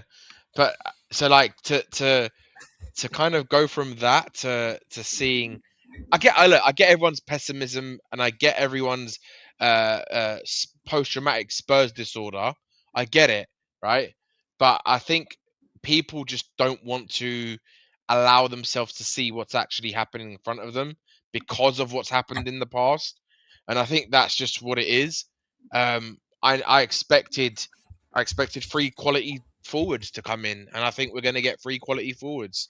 And if you sit there, and I said by this 1st of September, we're going to look at this window and be like, this is the best window we've ever seen from Enoch, especially, and probably even I've ever seen in my lifetime from a Spurs ownership, to be honest. So it already is, isn't it? Really? Yeah, well, nearly. Even with just Savinio there. Danny, it is. Yeah. It already is. By far, if the window closed now, this is still by far the best window we've ever had. And I think where people need to remember is we were 17th 2 years in a row, and going from 17th to be able to strengthen in the way that we have done, and it looks like we're going to do by the end of this window, that is like nothing short of miraculous. It's just unbelievable. There's no real words to describe how good it actually is. And I think people need to stop moaning about, oh, Savinio cost this much, this player cost this much. At the end of the day, we've completely rejuvenated the whole squad. And like you said yourself, Cookie, earlier on in the show, if you look at the bench now, look how good the bench is going to be when we have a fully fit squad. That bench is looking tasty. So He for looks a me, lot better. Put it that way. well, it's better than having Nkudu and bloody whoever else we used to have on the And bench. Yeah, G. yeah, And yeah. G and Yeah, was it yeah. Carter Vickers, and all this crap we used to have on the bench. Harry Winks. I mean, Well, we've still got a Harry Winks there. I mean, Archie Gray is no better than Harry Winks. No, I'm not having it. no, Listen, that's I bollocks. was Dan. going to ask a question on Archie Gray, to be honest with you, just to change tact I'll a be back in a little sec, bit. guys. Thanks, Danny. Brian, well, all of you, it's not just Brian, all of us. Look, Archie Gray's probably going to play right back tomorrow. Is this now as good as, if you want to say Porro is, because he's much better for Spain, right? It's been shown that he can do that job for Spain as wing back. Brian, let me finish. It's been shown in the World Cup that Porro can get forward, yeah? But if he's not getting back, the players are there to cover him. We all know. I don't think Spurs have worked that out yet. I'm not knocking Porro, Brian, by the way. So I'll deal with Porro first. So Porro, the good thing about him this season is last season, does he get caught out of possession? Yeah, he does. He does. I won't deny that. That's been but I also look at it last season, we had absolutely no creativity or someone that could actually pass the football the further part of the pitch. So when he was making those runs to get forward, we had players that weren't capable of passing the football right in front of them, let alone pigging them across. Now we've got Senesi. Now we've got Van Hecker, who are absolutely incredible at that, and night and day better. Mate, they're streets ahead of Romero in their progressive passing, if you check the stats, like night and day. Yeah. If he's making those runs, more often than not, they'll find him. And like you said as well, just like people got to remember, when we had the Poch team, and I'm not comparing, what I'm saying though, when they had Dembele and Wanyama, Walker and Rose were bombing up there. They got caught out of possession loads of times. But what did Dembele and Wanyama do? Bang. And they mopped it up. So if Tonali and Fernandez could do that if we play the double pivot. Tonali can. So exactly. I don't know about Fernandez. What I'm saying is if they can get that relationship that Wanyama and Dembele had as a pair, then that will be there. You got Robertson, who can unbelievable crossover football and getting forward. Better than Porro at crossing. Well, if you look, for me, he's the second best left back to ever play in the Premier League. For me, as much as I hate to say it, Ashley Cole was ahead of him. But in the modern era, that partnership with Trent and him were unstoppable. And they could, because they had the midfielders that can do exactly what we want Fernandez and Tonali to do. So I'm going to call it now, from last season, and I mean the players that were there, I think Pedro Porro will be our most improved player this season. From that team last season, under De Zerbi. I think that's Brian. If we play him properly. Because exactly, and this is the thing. But what I want to go to he is a crap defender. He's not though. He's not though. Dan. He is. Then why does every team focus on him then for the past 3 years? Dan, our midfield has been like the Red Sea. If you go look at his defensive stats, compare Jad Spence's one-on-ones. Granted, but De Zerbi's there to coach him and play him in his style. His actual defensive stats. One second, Dan.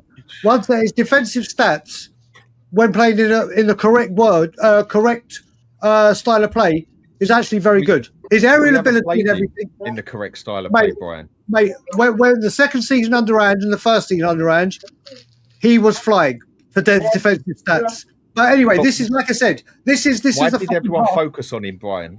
Why does every team for the past because he was getting, like I said, there is that. But he's getting. Why didn't they focus on the other side with Udogie or Spence? Well, it wasn't Destiny. It was Spence, and Spence is the better one-on-one defender, which I don't deny. But everything else, Porro is better. And like I said, Porro kept going forward. 9 times out of 10, he's out of position because the people in front of him and around him can't pass him the ball. But now, right back. Mate, either way, I'm standing by what I said, that I think he's going to be our most improved player. Archie Gray. Yeah. Who Pedro. It's not crap, bro. Listen, this is the thing. If you say this name, Archie Gray, the whole stream goes off the rails. We know this. Dan, we've had this conversation. You mentioned that guy's name. De Zerbi, and it's De Zerbi's team, has picked him every single game at right back. He has been captain for a majority of them. Now, that is mainly because, obviously, the World Cup players and blah, blah, blah, blah, blah. So we obviously see something in him. And he's part of the we might not have seen him reach his peak or see him consistently in a Spurs shirt, but everyone is buying into De Zerbi. Everyone is getting a fresh lease of life. It's a massive season for him. I have faith in him. I think there is a player there. Whether he goes on to show it, Dad, I know you and me disagree, and others disagree, and that's totally fine. Yeah, it is. That's totally fine. I've got no problem with that. He's also been bulking up in the gym like everyone else has been doing. How dare you, I think this season he goes on and has a good season. The thing is, right now, like we said on your show, Dan, like we said on your show, I have Archie Gray is the least of my concerns in that pitch and that squad. Where does he play? Will he play at right back then most of the season? It looks like he'll play right back, second fiddle to Porro, or midfield, depending what the midfield does. Yeah. And if we end with going on for the forwards or a number 10, whatever, if he's not cutting the mustard in January, or if he doesn't have a good season, after the hard work they've done this season, Spurs will go, right back's an issue. We don't know what to do with Archie. And then they'll either sell him or do something with him. It's a massive season for him, but he's a championship player, Brian. He doesn't even get into the first team. We'll see. Dan, we'll see. Like I said, we'll see. I believe. When are we going to play him? When are we going to play him? Is he going to get in there ahead of Gallagher? Is he going to get ahead of there of Bentancur? Is he going to get ahead of it where he's meant to be a centre mid? He ain't going to get seen unless we are injured to the bone. He's a right back that he's playing right back at Leeds for a majority of his time. And I'm hoping and fucking praying that this season, one thing De Zerbi does with the squad he is building and assembling is actually have some squad rotation. And Pedro Porro, who gets overplayed to oblivion, and then gets played out of form, there'll be games where it'll be like, do you know what? You can step in. Or Porro, you play 60 minutes. So, to play Archie Gray as the right back, wing back, which we would be playing Porro, if we play him properly. Otherwise, he's a complete waste of a player, basically. Like Spain play him, basically. Yeah. How the hell can you play Archie Gray the same way that you play But maybe he won't when Archie's playing down. That's the thing. Maybe he'll flip. He's going to have to change the whole system. You think he'll change the whole system? Mate, we're talking about these are Premier League elite athletes that have all got Premier League experience. We've talked about the options of a back three. Dan, listen, you and me are going to disagree till the cows come home. Hopefully, on that one, yeah. You know what? Come January, Dan, I'm not going to have this discussion with you over and over again. We are there. Let's reassess in January, and maybe I've come down to your level, or maybe you've come up to me, like with Kinski. Can I just check? Are you actually disagreeing? But you know what? We do it civilly, calmly. No, but are you disagreeing? We are. I mean, Dan is saying that he's not good enough to be in our team right now.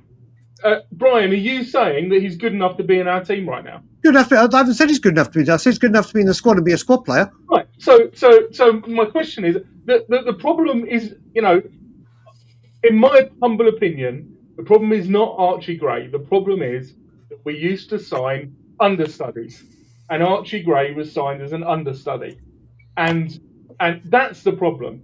And it's probably a problem for Archie Gray, if we're brutally honest.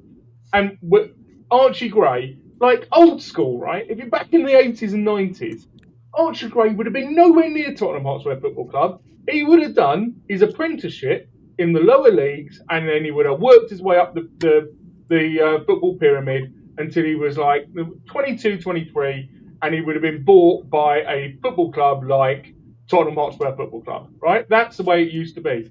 Why football has got itself into a situation where clubs like ours think we need to be spending 40 million on a player like Archie Gray to try and develop him, rather than spending 80 million on a player like Fernandez, who's already done his apprenticeship? I don't know. Well, mate, you got to remember as well, like I've said before, the last few years, and I'm going to go quiet. Actually, I need to get to sleep for work later, so I'll say this and then I'll leave you. I'll leave you be. So again on Dan's show, what Tottenham have done recently is we've bought young. We haven't bought the quality like you said and gone and spent the money on Fernandez. We have bought loads of youngsters, and because of our injuries, we said, off you go. We're going to chuck you all in the deep end, and you try and get us out of trouble. You're not going to have the quality around you, and I'll keep referring to, and let me say this before I start, I'm not comparing Archie Gray to Dele Alli, but when Dele Alli started playing for Tottenham and he had the raw talent, there's no denying that, the reason he became so good is he had pure quality around him. If he looked to the left, if he looked to the right, if he looked behind him, he had Dembele and Wanyama. If he looked ahead of him, he had Harry Kane. He had Ericsson. He had pure quality around him. We have said Archie Gray, Lucas Bergvall, and Matisse Tell, Wilson Odebear. These were 4 starters for Tottenham last season because of injuries. And I could probably name a couple of others and said, off you go, get us out of this. Because we bought you because you're ones for the future. And whilst everyone was buying for today, we kept rebuying for the future. And there was never proven quality. I am not saying Archie Gray is going to go on and become the Dele Alli of Tottenham Hotspur. What I am saying is hopefully Spurs this season, with the quality, experience and everything they've brought round him, they can say, do you know what, 1 or 2 youngsters a game, where need be, you can see it through because you've got quality everywhere around you. So if you're having a poor game, you can develop. You won't be having it. Like when Ange played Archie Gray in midfield against Liverpool and they had to win there to win the Premiership, and he got absolutely fucking destroyed.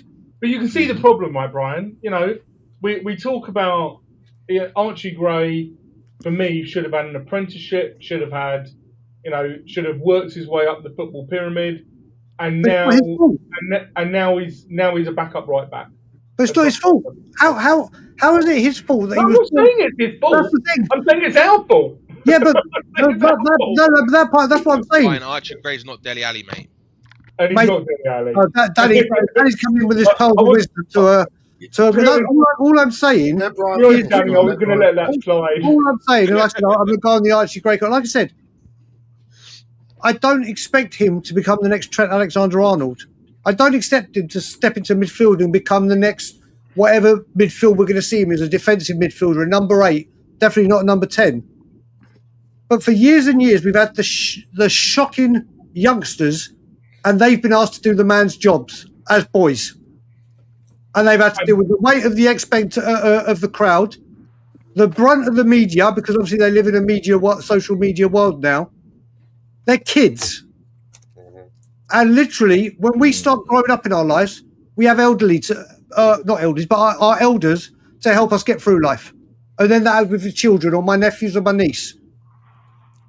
What do you expect Archie Gray to do when it's like, right, go play with loads of shit, but we don't know if we're going to play you a left back, a centre back, a right back, a defensive midfielder, a number 8, and no one knows what they're doing. And then we're going to have Brian, we're not blaming Archie Gray. No, but we're not going to go at Archie Gray. Some are, but like I'm saying, this is it. He's got a massive season ahead of him. There's no excuses for him not to progress this season. He has got genuine quality. For once at this football club, probably since the Poch days, players are going into training and they know there is competition for places. And if they don't play and don't perform, they're out. But I'm going to leave that as my last note. I think it'll be harder for him to improve, because if he's going to be playing at right back, it's not going to be his position he wants to play. So he's only being picked there, so we don't have to go and spend money on another right back right this minute. He's more the utility man, right? Yep. Look, if he's good enough, he can improve in any position. But let's see. I get that. Right. On that note, I'm going to go before you carry the chat. I only want to come up and say hello. Everyone in the panel, have a great day. Everyone have a great day. And an even better Spurs day tomorrow. We win 2-1. I'm calling it now. Richarlison and a Van Hecke header from a corner. Are you doing a watch along? Are you doing a watch along? Are you doing a watch along? I'm at the Scotland Yard. I don't do watch alongs, mate. I beg your pardon. Sorry, boss. No worries, man. No worries. I'll be in the Scotland Yard. Then there'll be a reaction. Have a fantastic day, mate. And late night Lily White is back on Sundays. So brilliant. See you later, right? Have a great day. Come on, you Spurs. Come on, you Spurs. See you later. Yeah, Mr. T. So before you come in, Steve, Mr. T, I'm doing the watch along tomorrow. Oh, beg your All right? pardon. Sorry, I'm Mark. just letting you know, Mr. T. I'm just letting you know. Steve, carry on, Steve. Right, I can't believe we're an hour and 45 minutes into this stream and we've not even discussed Tottenham Hotspur's new captain and the leadership group. Ooh. Away you go, Steve. Away you go. So, Van der Ven is captain, right? And your leadership group, Porro's vice captain. Then you've got Ben Davis, James Maddison, and the person that everybody's divided on is Archie Gray, is the fifth choice. And Ben Davis should not be in that in any Has anyone checked manner. on Stell? Oh, it's Yeah, all what right. if he's Yeah, all right? yeah. No, Are still. you sure he's all right? Ben Davis is a captain. You He's sure? third choice, Danny. It's all right. It's fine.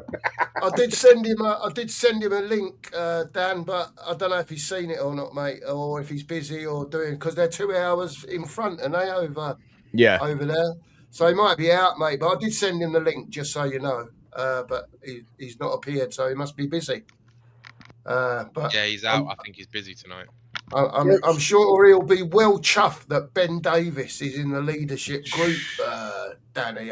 Maybe everyone can send Stell a text message saying congratulations on Ben Davis being named a captain. Yeah. Look, do you agree with RdZ? Do you think we should just let him get on? Like, he's chosen these people for a reason, or what do you think? What do everybody take? If we was to just let him get on with it or whatever and have no different opinions, there'd be no point on bloody doing a show. It's like when people in chat and that complain about, I don't like your negative side, or I don't like your positive side, or you're always like... What do you want people to do? Just sit here, hold hands and kiss and cuddle and sing Kumbaya fucking Ya? Yes. Sorry, but people have got different opinions. Join Dan.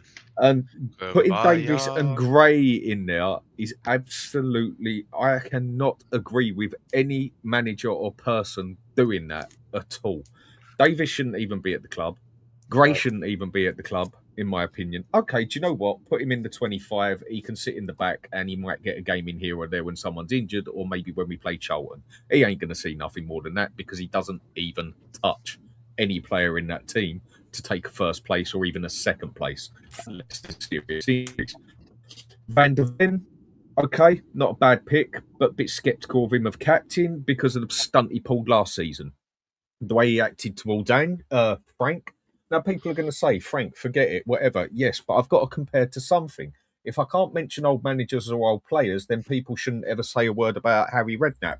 He's old school. Forget about him. Get over it. Poch, don't mention him. Get over it. Absolutely. You've got to compare to something, innit? You've got to compare to something. And with that aspect, after the way he done the second part of the season, the attitude he showed to his manager as well, and he played last season, half of the season, basically looking over his shoulder, quite looking like he wanted to go elsewhere, totally belittled the manager as well with his little attitude, and didn't even give it 60% for the second half of the season until the last couple of games. So, yeah, I'm very sceptical of Van der Ven being the captain, but I know he has captained the Dutch team. I know he's captained for us a couple of times and done all right. I'd prefer him over Maddison. Maddison is not a captain in any means or manner. For me, I would have had Tonali as my captain or Porro as my captain. Yeah, agreed. Yeah. You got two men sitting there who will give it their all for a game. Do you know what? Mentality-wise, even Richarlison has got a bit better mentality for it of giving 110% every game. But you don't even want Richarlison on the pitch, and he ain't got the player capabilities.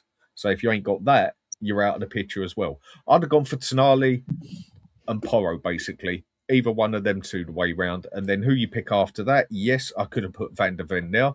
Archie Gray wouldn't be near it within a million miles, and nor would Ben Davis either, because he's only ever going to get a look in if the injuries get really, really bad, or if he's fit for a game, I don't know, like Charlton. I think we had better options there to go for captains. Van der Ven, after the stunts he pulled last year, I'm sceptical of him being captain, but it's not the worst pick ever. Can I, Phil, before you come in, Dan's been sitting here for 20 minutes. Big up, Dan List. Thanks for joining us. Phil, thanks for coming back as well. Dan, I take it you've had a bit of listening in while you've been sorting the kids out and all that sort of stuff. No, I missed a lot of it, man. Big up to everyone. Big up chat. Yeah, I've missed it. Have I missed any drama? Have it all been very nicey? Always. It's been a Always very nice to see. enjoyable chat, Yeah. Dan. It's been a very enjoyable chat. You know what's going on with, you've been covering it, Savio, Marmouche, Gakpo, da-da-da-da-da. Just quickly, Dan, before Phil comes back in, how are you feeling about it? A bit more confident that it's going to happen now? Or still sceptical? I don't know. What are you thinking, Dan? Look, it's nice to be wrong, isn't it? It's very nice to be wrong because you know, getting those forwards in we're all wanted. So yeah, I'm happy I'm wrong. Very, very happy. I did a stream like in the early hours of the morning the other night. Crazy, about 2:30 in the morning. Just going over it, man. But I had to get it off my chest to talk about those two signings. Obviously, Marmouche is not over the line yet. Hopefully, it will be done in the next few days. This is it. This is what we need, isn't it? Why has it taken this long? Well, it has taken this long, hasn't it? You know, as long as those players are coming in now, that's the most important thing. Not going to help us tomorrow against Brentford, but that's fine. We'll just have to muck through tomorrow. And I don't think this team's going to get going now anyway until like October, November time. In any case, so look, positive news. Let's just hope it keeps going. Looking forward to the season starting tomorrow against Brentford. Should be a cracking first game. That captain list is a bit horrible. That's what I was just going to ask you about that. What's your thoughts on that? It's a bit. I don't like it. It's a bit horrible. I mean, Ben Davies, Archie Gray. I mean, I thought we'd been kind of Archie Gray. I'd just put him aside for a minute. I don't understand that one little bit. But Ben Davies is we just seem to can't get rid of this guy, can we? He's made one of the third choice captain. So there's a list, isn't there? There's an order: Van der Ven, Porro, Davies, Maddison, and Gray. It's just very odd. Mickey Van der Ven, I kind of get why he's chosen him. He's just signed a new contract. He's been at the club a little while. I get it, but he's got a lot to prove still. Last season, he let us down a bit, I thought. I mean, captain-wise, I would have liked a fresh captain, like a Tonali, because he's kind of been the biggest signing this season, isn't he? He's the main guy. I would have liked a fresh head as captain, but he's gone for Van der Ven. Maybe I don't know who earns the most at Spurs now. Is it Tonali or Van der Ven? Tonali. Yeah. Dan, do you reckon it was part of his contract? Do you reckon it was part of the deal with the contract why he stayed? Like, I'll make you captain if you stay. Oh, I wouldn't be surprised. I wouldn't be surprised if that was in it. Yeah, look, at Van der Ven, it's fine. I wanted a centre back. I'd rather have a centre back as captain or Tonali. That's fine. But all these other guys on there, Maddison, you don't know what sort of games he's going to play. Probably half the games. He probably won't be a captain much. Archie Gray, he's never going to be a captain throughout the season. And Ben Davies, I mean, if he starts playing, then we've got some problems, haven't we? We've got some serious injury problems if we're going to see Ben Davies. And, De Zerbi said today, Ben Davies is ready tomorrow. I mean, just we could never get rid of this guy, can we? But it is what it is. The Archie Gray issue, covering right back, another thing I don't quite understand. I thought, Spence is gone, and De Zerbi spoke about his disappointment in Spence going. He seemed to really like him, but as he said, if you don't want to stay around at the club, you can go. I mean, I'm not comfortable with having Archie Gray as cover as right back. I don't think it's going to cause us huge issues over the course of the season, unless Porro gets a serious injury. Then it'll be a problem. Filling in here and there. We'll probably muck through with it, but it's not ideal.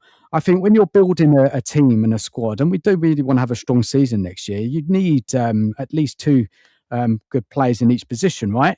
There's questions over the left back as it is. So we've got question on the right back, question on the goalie. Look, I don't want to be too negative because people would just think, oh, Dan, you're moaning.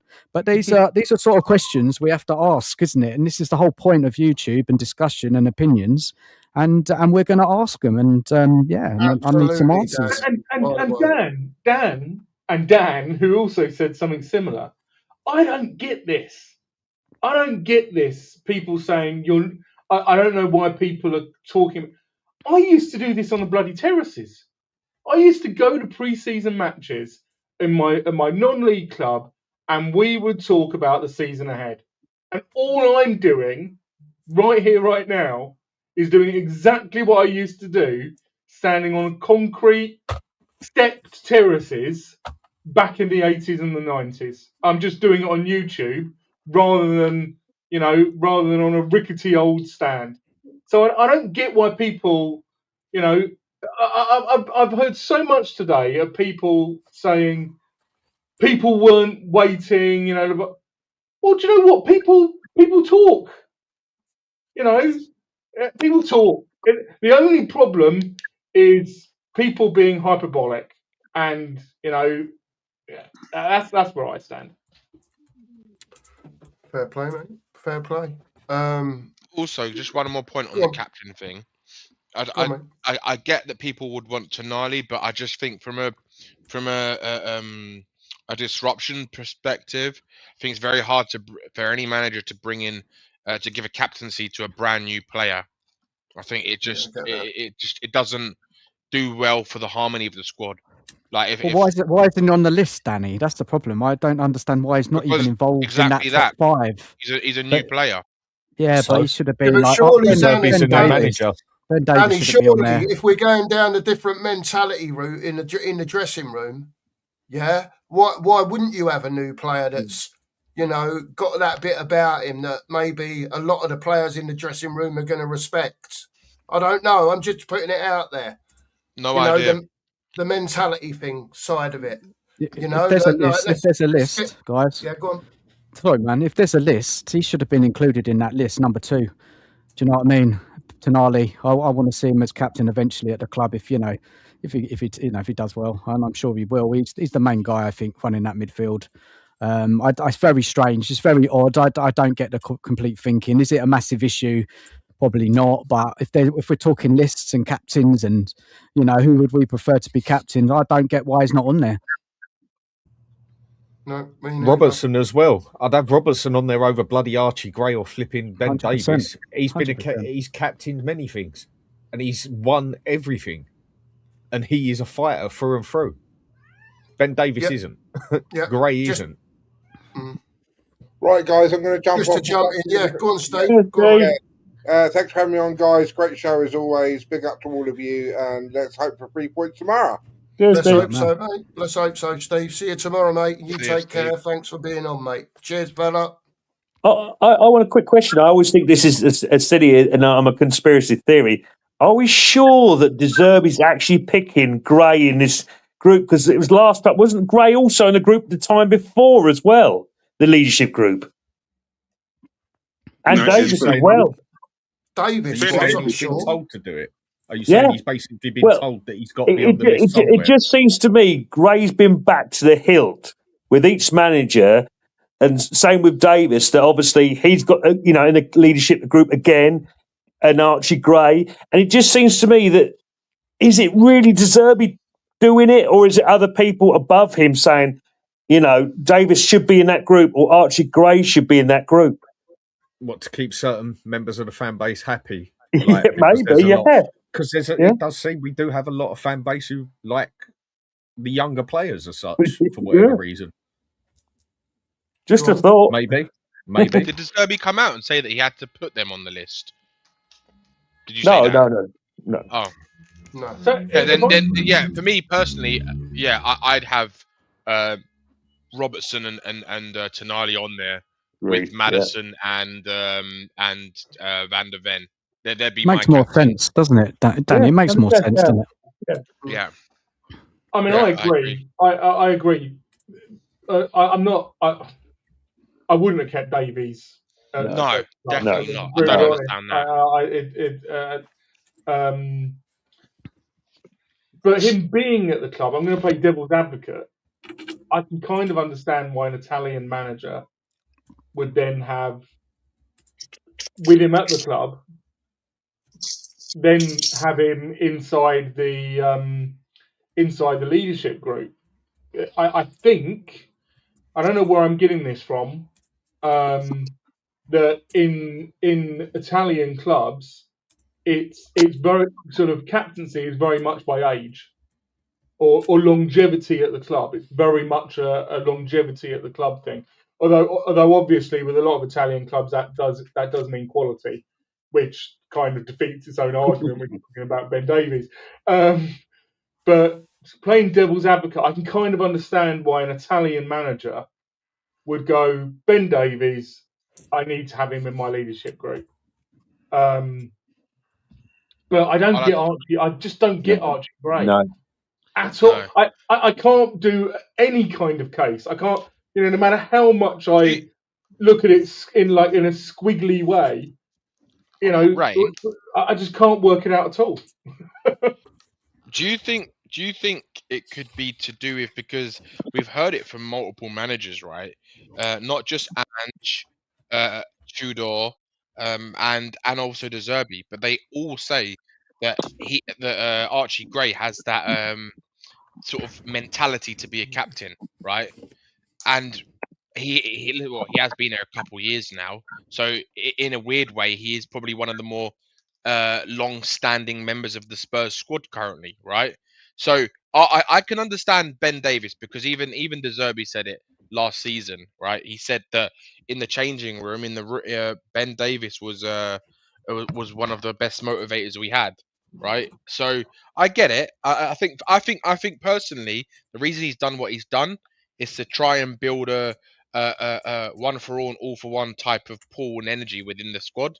And I think it is difficult for a manager to bring in two new players, and make them captain instantly, because then it disrupts a little bit of the harmony. I think that's why he's done it, because to me, De Zerbi seems like the guy who wants to. He's a people's person, right? He's a man manager, right? Everyone goes on about how good he is as a man manager, right? But yet everyone's questioning why he's done the decisions that he's done. If everyone last season, everyone was literally saying he's such a good man manager, look how he managed the squad, right? So then can't we use the exact same argument to say, well, he's a top man manager and he's done this for for reasonings to him that he feels is the best way to have harmony, continuity, and an all for one type of energy and synergy within the squad. But we can all question it if we don't agree with it. And no, of course. I don't agree with it. Do you know what? To be honest with you, I don't give a fuck. I really couldn't give a fuck, because I think modern captains is nowhere near like what it used to be, right? And Danny, we've had this conversation. We like the old school captains, right? The Roy Keanes and the people that are gonna talk loud and aggressively in your face if you're not doing your job. Tell them what to do. Nowadays, it's not like that anymore in football. So I don't care, to be honest with you. And with Gray, honestly, guys, I just don't get with what's going on with Gray. He's going to have another season on the bench, covering right back. And for me, a player like Gray needs football, right? He needs to be playing midfield alone. Yeah. It's alone all day long this season for me. It really is. I just think, how is he ever going to really turn into a midfielder? He's never going to get enough games. Is he going to be coming in if Fernandes or Tonali get an injury or they need a rest? I don't think so, you know. And maybe De Zerbi's thinking that, but he hasn't made it clear, has he? He's kind of said very clearly in his conference today, he's right back cover. He hasn't. I mean, it's really frustrating, isn't it? It must be for him as well as a player that, he's been at the club, what now? How many seasons? 3 seasons, right? Is it 3 or 4? I don't know. It's his third season, isn't it? Yeah. It's his third season. Yeah. He came in under Ange, right? Didn't he? Yeah. I think. Yeah, he came under Ange. So he needs to be playing every week if he really wants to develop and get more football. But he's just an utility player, a cover. I really don't know how he's really going to develop. And it's going to get harder, isn't it, for him? Because obviously if Spurs do have a good season and they qualify for Champions League, if they do, or some kind of Europe, then Spurs are going to go into the market and they'll be looking to bring in better midfielders. So again, I just can't see how he's going to find a pathway to the first team. I've got to be honest. Also, Porro doesn't miss games either, does he? He's a machine. He doesn't miss games. True. I agree, Ben. And Dan, not just better midfielders, better right backs. Yeah. The next right back I want is better than Porro, and so the next right back has to be better than Archie Gray. We've met this whole understudy thing. It's been proven. It's rubbish. It does not work. It's not worked. The 10-year experiment, hopefully, is over for good. Hopefully. Not yet if Archie Gray's going to be the deputy right back, even though Porro, like you say, doesn't break down at all, really. But listen, I said it only months ago. Archie Gray is Tottenham's utility player. There's no ifs, buts, or maybes about it. right? If they need a left back and there's no one else available, it'll be Archie Gray. If they need a right back, it'll be Archie Gray. If they need a centre midfielder or a DM, whatever you want to call it, it'll be Archie Gray. Right? It'll Cookie, be a. say that bit again, Cookie. That last bit. You know the bit where you said, if no one else can help you and you can't find anyone, say that bit again, please, mate, because that sounded like the A-team to me, brother. I want to hear that bit again, innit? If they can't find no one else, it'll be Archie Gray. That's what I'm saying. He'll be a utility player. Come on, man. Yeah, the new Phil Neville, brother. The region of Phil Neville, basically. That's what you're saying. Yes, I saw that coming. Archie, I can't stay too long. My phone's playing up and I've got quite a bit going on. But what I was going to say, is I would have had Gallagher as my captain, seeing that Gallagher's already been a captain before at Chelsea and he's really good. He's already been ahead of a dressing room already. So I would have had him as my captain. And he leads by example and he's been there, like I said, been there, done it. I would have had him as my captain, but I don't think he's in the leadership group, which is kind of sad. Again, another one I would have had on there instead of two others. That's a fair point. Yeah. And then the other one I would have said, is regarding Archie Gray. I wouldn't have had him as the captain because he's not guaranteed a first team play. Yeah. He's not guaranteed to be in that team. And the first thing De Zerbi did when he came in was take Archie Gray out of the firing line, basically, and put him on the bench. And that's where he should be, and getting the minutes from the bench, a bit like what Tel should be, an impact sub at best at this moment in their career. Until they prove it, until they earn it, until they earn the game time, that's where they should be. Yeah, fair play, Phil. Listen, Phil, we'll all have disagreements on players. We say it all the time. Do you know what I mean? Some like Gray, some don't like Gray. I see Gray as a utility player. I don't know what all you guys think, but I think I saw a few nods of the head there. It is what it is. He's cost 40 million. Should he go out on loan? Yes, absolutely he should, to play football, because that's what he needs. He needs to be playing football. They need to find him, or he needs to find the position that he wants to play football in, unless, like Phil just said, he's the next Phil Neville. And he'll go here, there, wherever to play football. Right? That will only be decided by Spurs. But for me, and again, you guys, he's 40 million. Are Spurs going to put a 40 million pound player out on loan? I know the 40 million's a figure, but how does that look to other teams if Spurs are putting 3 years ago now, nearly £40 million Archie Gray out on loan? I'm just asking the question. That's all. I'm not, what would you guys? I know you guys would say, yeah, go on, either sell him or put him out on loan. Yeah, I don't think he's the player that Spurs thought he was going to be. Right. I think he was chucked in way too early, not due to injuries. Yeah, he was launched in. And it was another one they was hoping, bang, he was going to take off. Yeah, and to a certain extent, in certain ways he has, because he showed he's a bit of a utility player, right, to me, right? But when is he going to get the chance to play football at Tottenham? It's going to be very rare. He's currently what? Tonali, Fernandez, Bentancur, Gallagher, Bentancur. His fifth choice at best. At best. But for two positions, I might add. For two positions, because I'm not counting number 10. With no Europe. He needs to go on, really and truly, he needs to go on loan and get some game time. That's badly what he needs, is to have regular game time. And that's why he has to go on loan. But I said this 2 years ago with Archie Gray, he needs to go on loan because he's not going to get much game time for Tottenham unless they're in a situation which they shouldn't be in with the injuries. That's the only reason they will play. But Phil, you can understand what Cookie's saying, right? Yeah, of course I can. Tottenham are not going to send a £40 million purchase out on loan. On loan, agreed. That's the danger of paying £40 million for a player. Exactly. Either way, we've got better players there now. We can sort of just brush him aside. It was more the fact of that, me personally, I just don't being on the sides. I don't agree with him being in that captain thing.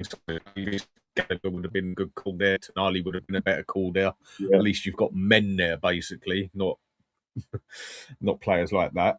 And yeah, we know he's only going to get a viewing when there's injuries or when we're playing a Charlton or something like that, and that's that. So I think to an extent you can just rub it aside because it ain't going to change there. I just don't agree with that he's even on the captain thing. But at least we know we have got people there who can do a more of a captain job, even if, say, for instance, Davis or Gray does play another captain on the pitch. You know, there's going to be other players on there that are going to do the captain job more properly, basically, where he probably just sits there with the armband looking pretty. Yeah. Peace out, guys. Yeah, thanks, Rain. Yeah, Rain. Appreciate you, mate. Speak to you soon. Take care. See ya.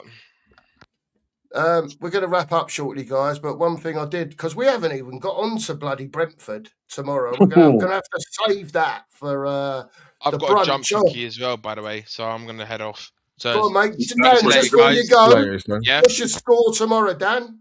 2-1 Spurs. Richarlison with the first goal, and then Tonali with the second. Oh, and Sade with the Brentford goal.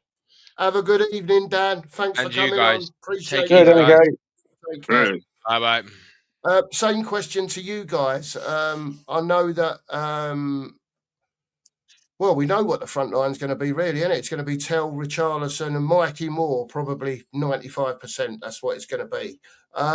Just you guys, whoever wants to go. Scoreline prediction for tomorrow in case I don't speak to any of you before the game. I can see it being a 1-1 score tomorrow, that we get caught out a little bit, but we also get a go out of it because it's the start of the season, basically. And we're going to have a couple of weak spots on there where certain players ain't going to be in there. And yeah, I can see a 1-1 out of that. If anything, I'm more interested in the Newcastle game, which I think we should be winning with the way they've had their heartbeat ripped out of them, basically. Yeah, well, I'm sure we'll get onto that, Dan, next week, no doubt, most of the week, to be honest. We'll be talking about Newcastle. Mr. T, scoreline prediction for tomorrow? 2-1, Richie and another midfielder scoring, and it's going to be a crappy, horrible game. We ain't going to look pretty, but we're going to get the job done. Fair play, mate. Fair play. Straight to the point there. And Phil, what's your prediction for Spurs-Brentford tomorrow? You probably get Spurs 1-0 or Brentford 1-0. One of them two, but I think it'll be Spurs 1-0. And you know what? Give it to the pigeon. Feed the birds. I don't think Dan's back yet, but I'll ask him. I'll ask the Dan analyst privately to see what he thinks he scored. Dan, did I ask you, Danny, the scoreline? Yeah, I just said 1-0. Yeah, it's all right. I was 1-0. looking at other stuff Oh, while you were 1-0. talking. That's all right. Yeah, 1-0. I think I could see us getting a win out of it, but I think 1-0 because I think we're going to get caught out where there's the players ain't used to playing next to each other. But I think we can also get a go out of it as well. Yeah. I get that. I'm going to go 2-1 Spurs. Come on, Spurs. Come on. I've got no idea who's going to score. I don't care. Just score 2 and only concede 1 at worst. Happy days. We can all have a lovely Sunday and Saturday evening.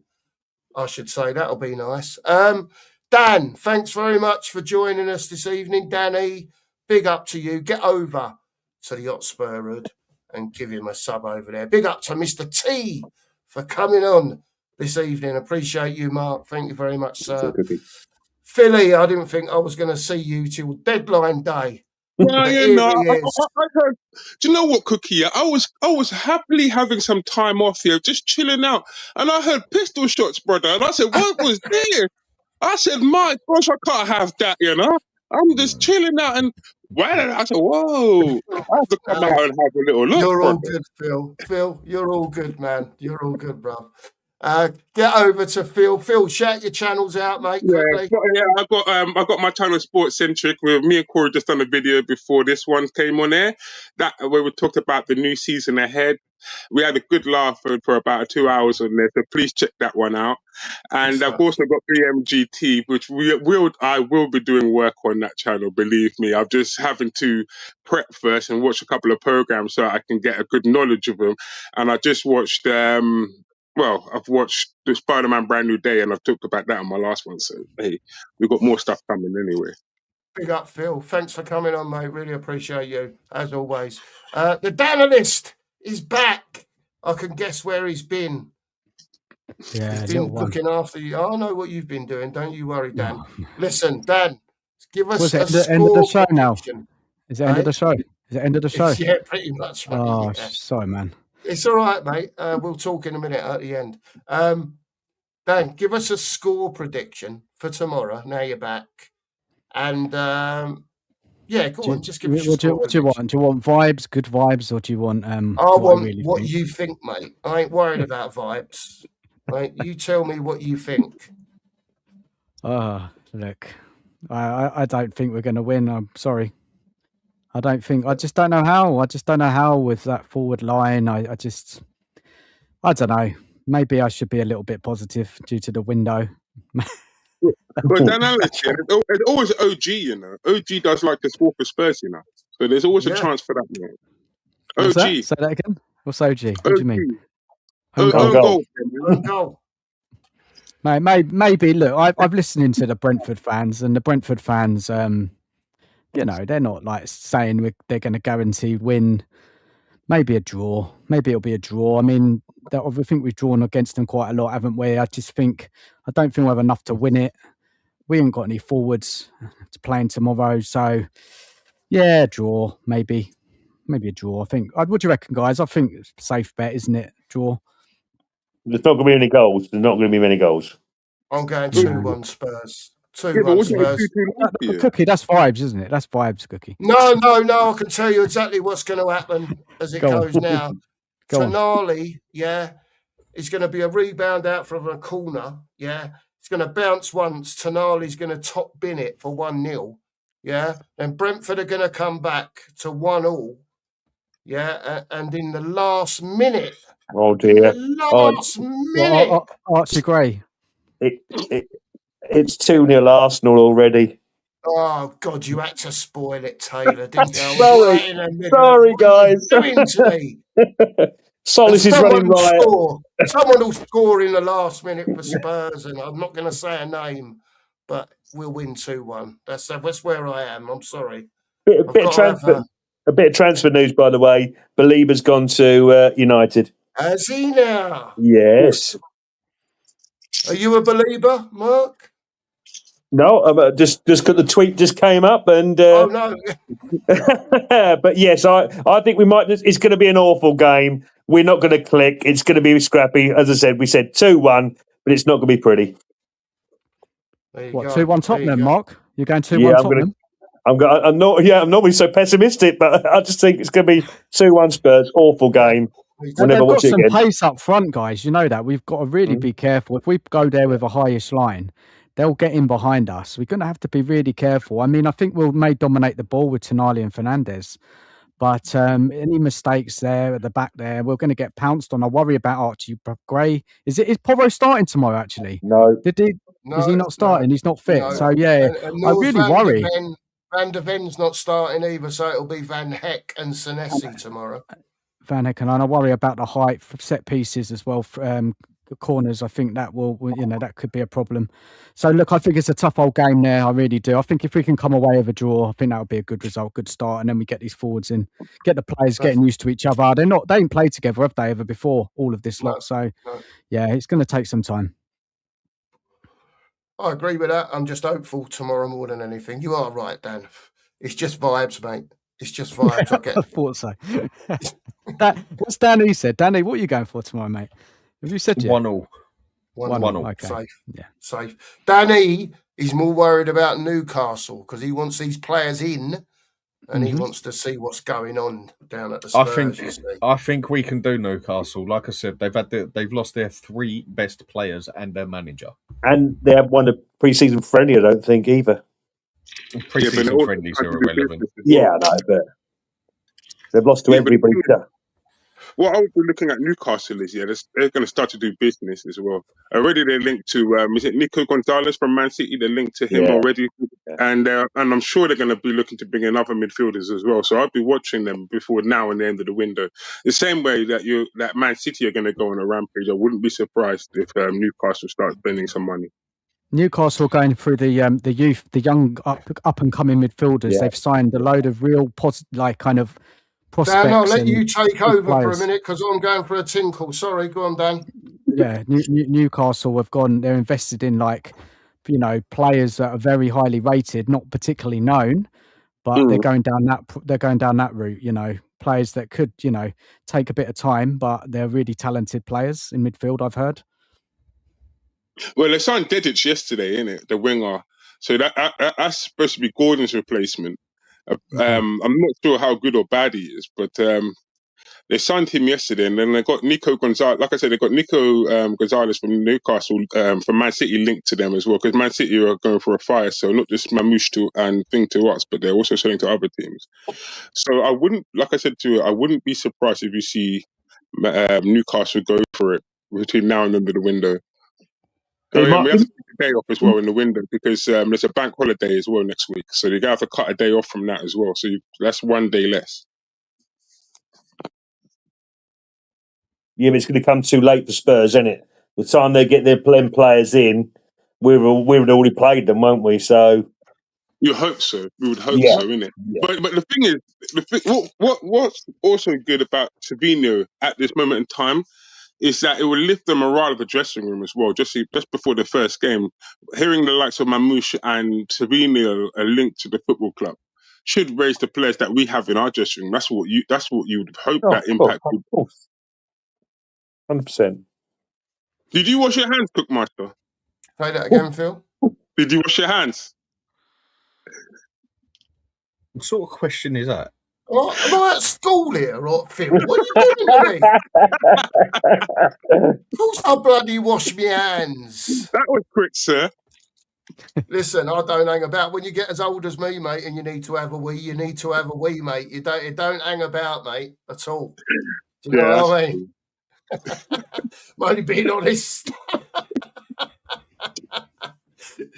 Life is too short, Daddy, my friend. Life is too short, man. Why beat around the bush, man? Why don't tell about it? One time. I know how it is, Phil. Don't you worry. I know how it is, mate. I know it. Look, see, I wash my hands. Look. Yeah, I know.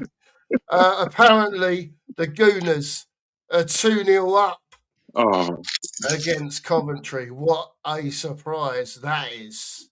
Did anyone expect any different, to be honest?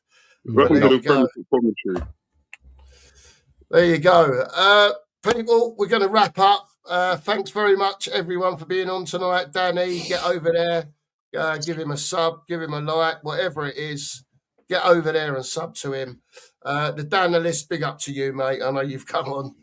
Be trying to sort things out. We ain't had much of a chat, really, Dan, have we? But no, it's all maybe in the back room. Tomorrow night. Yeah, we've got tomorrow night as well. Dan's got his show tomorrow night. A late one, Instant Spurs at 10 o'clock tomorrow night. And I've been asked to go on there, so I'm bloody well going to. There you go. Thanks, Dan. God, bloody hell. Dan's ready for bed. Danny, he's had enough. He's ready to hit the sack.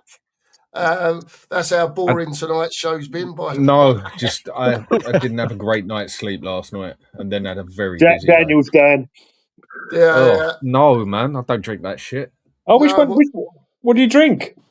Southern Comfort. Oh, that's it. Get out the back after the show. Little slinky half a bottle, mate, and away you go. You'll be napping like a good one. It'll all be over for you. I can't drink Southern Comfort. Jack Daniels. That stuff is absolutely disgusting. Yeah, that's my drink, mate. That is when I want to go to sleep. Jack Daniels. Oh, yeah. No. Oh, yeah. I'm licking my lips now, Jack Daniels. It's not that bad, people. I'm not an alcoholic, by the way. It's very rare, actually, that alcohol passes my lips. But there you go.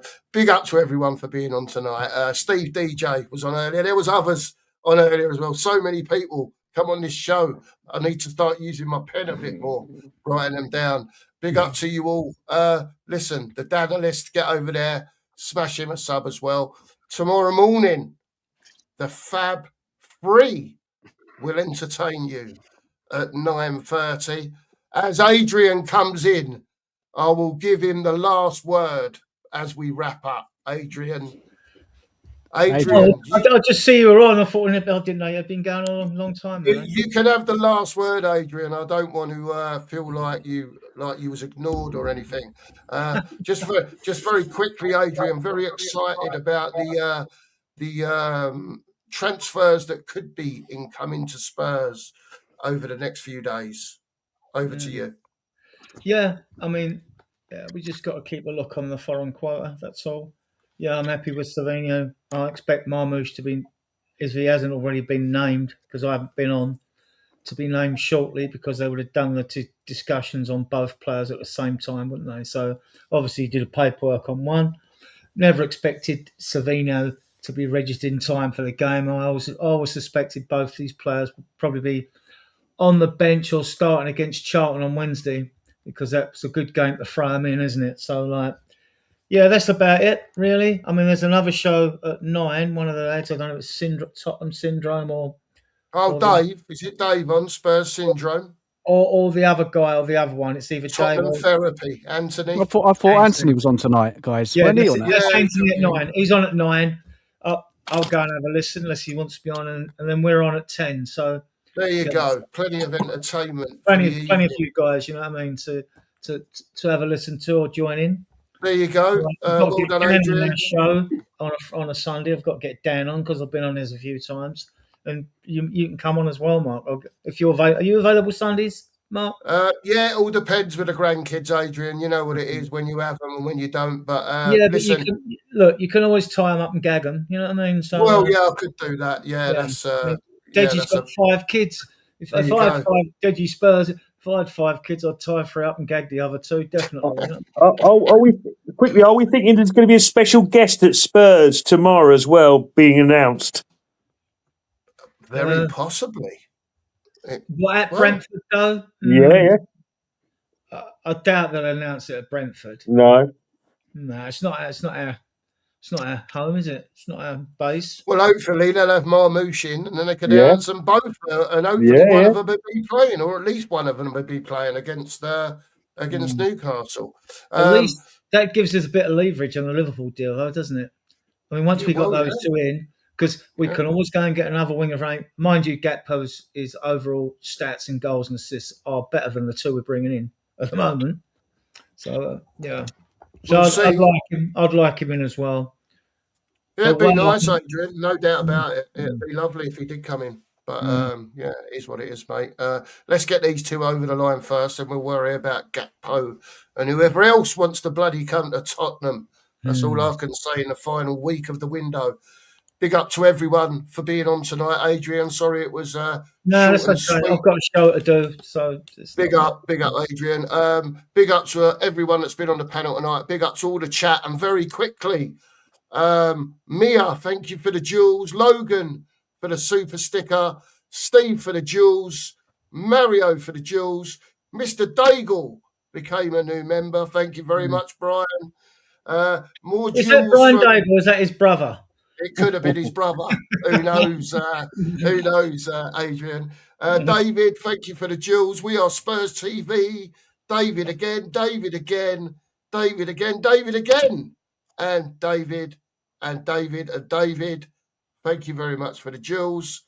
AJR and David again. Thank you very much. Appreciate you all. I'll be back tomorrow morning with the lads, Nige and the Sheriff for the Fab 3 at 9:30. Please come and join us then. More Tottenham chat in the morning. Big up to everyone who's been in the stream this evening. See you all soon. And as always, come on, you Spurs.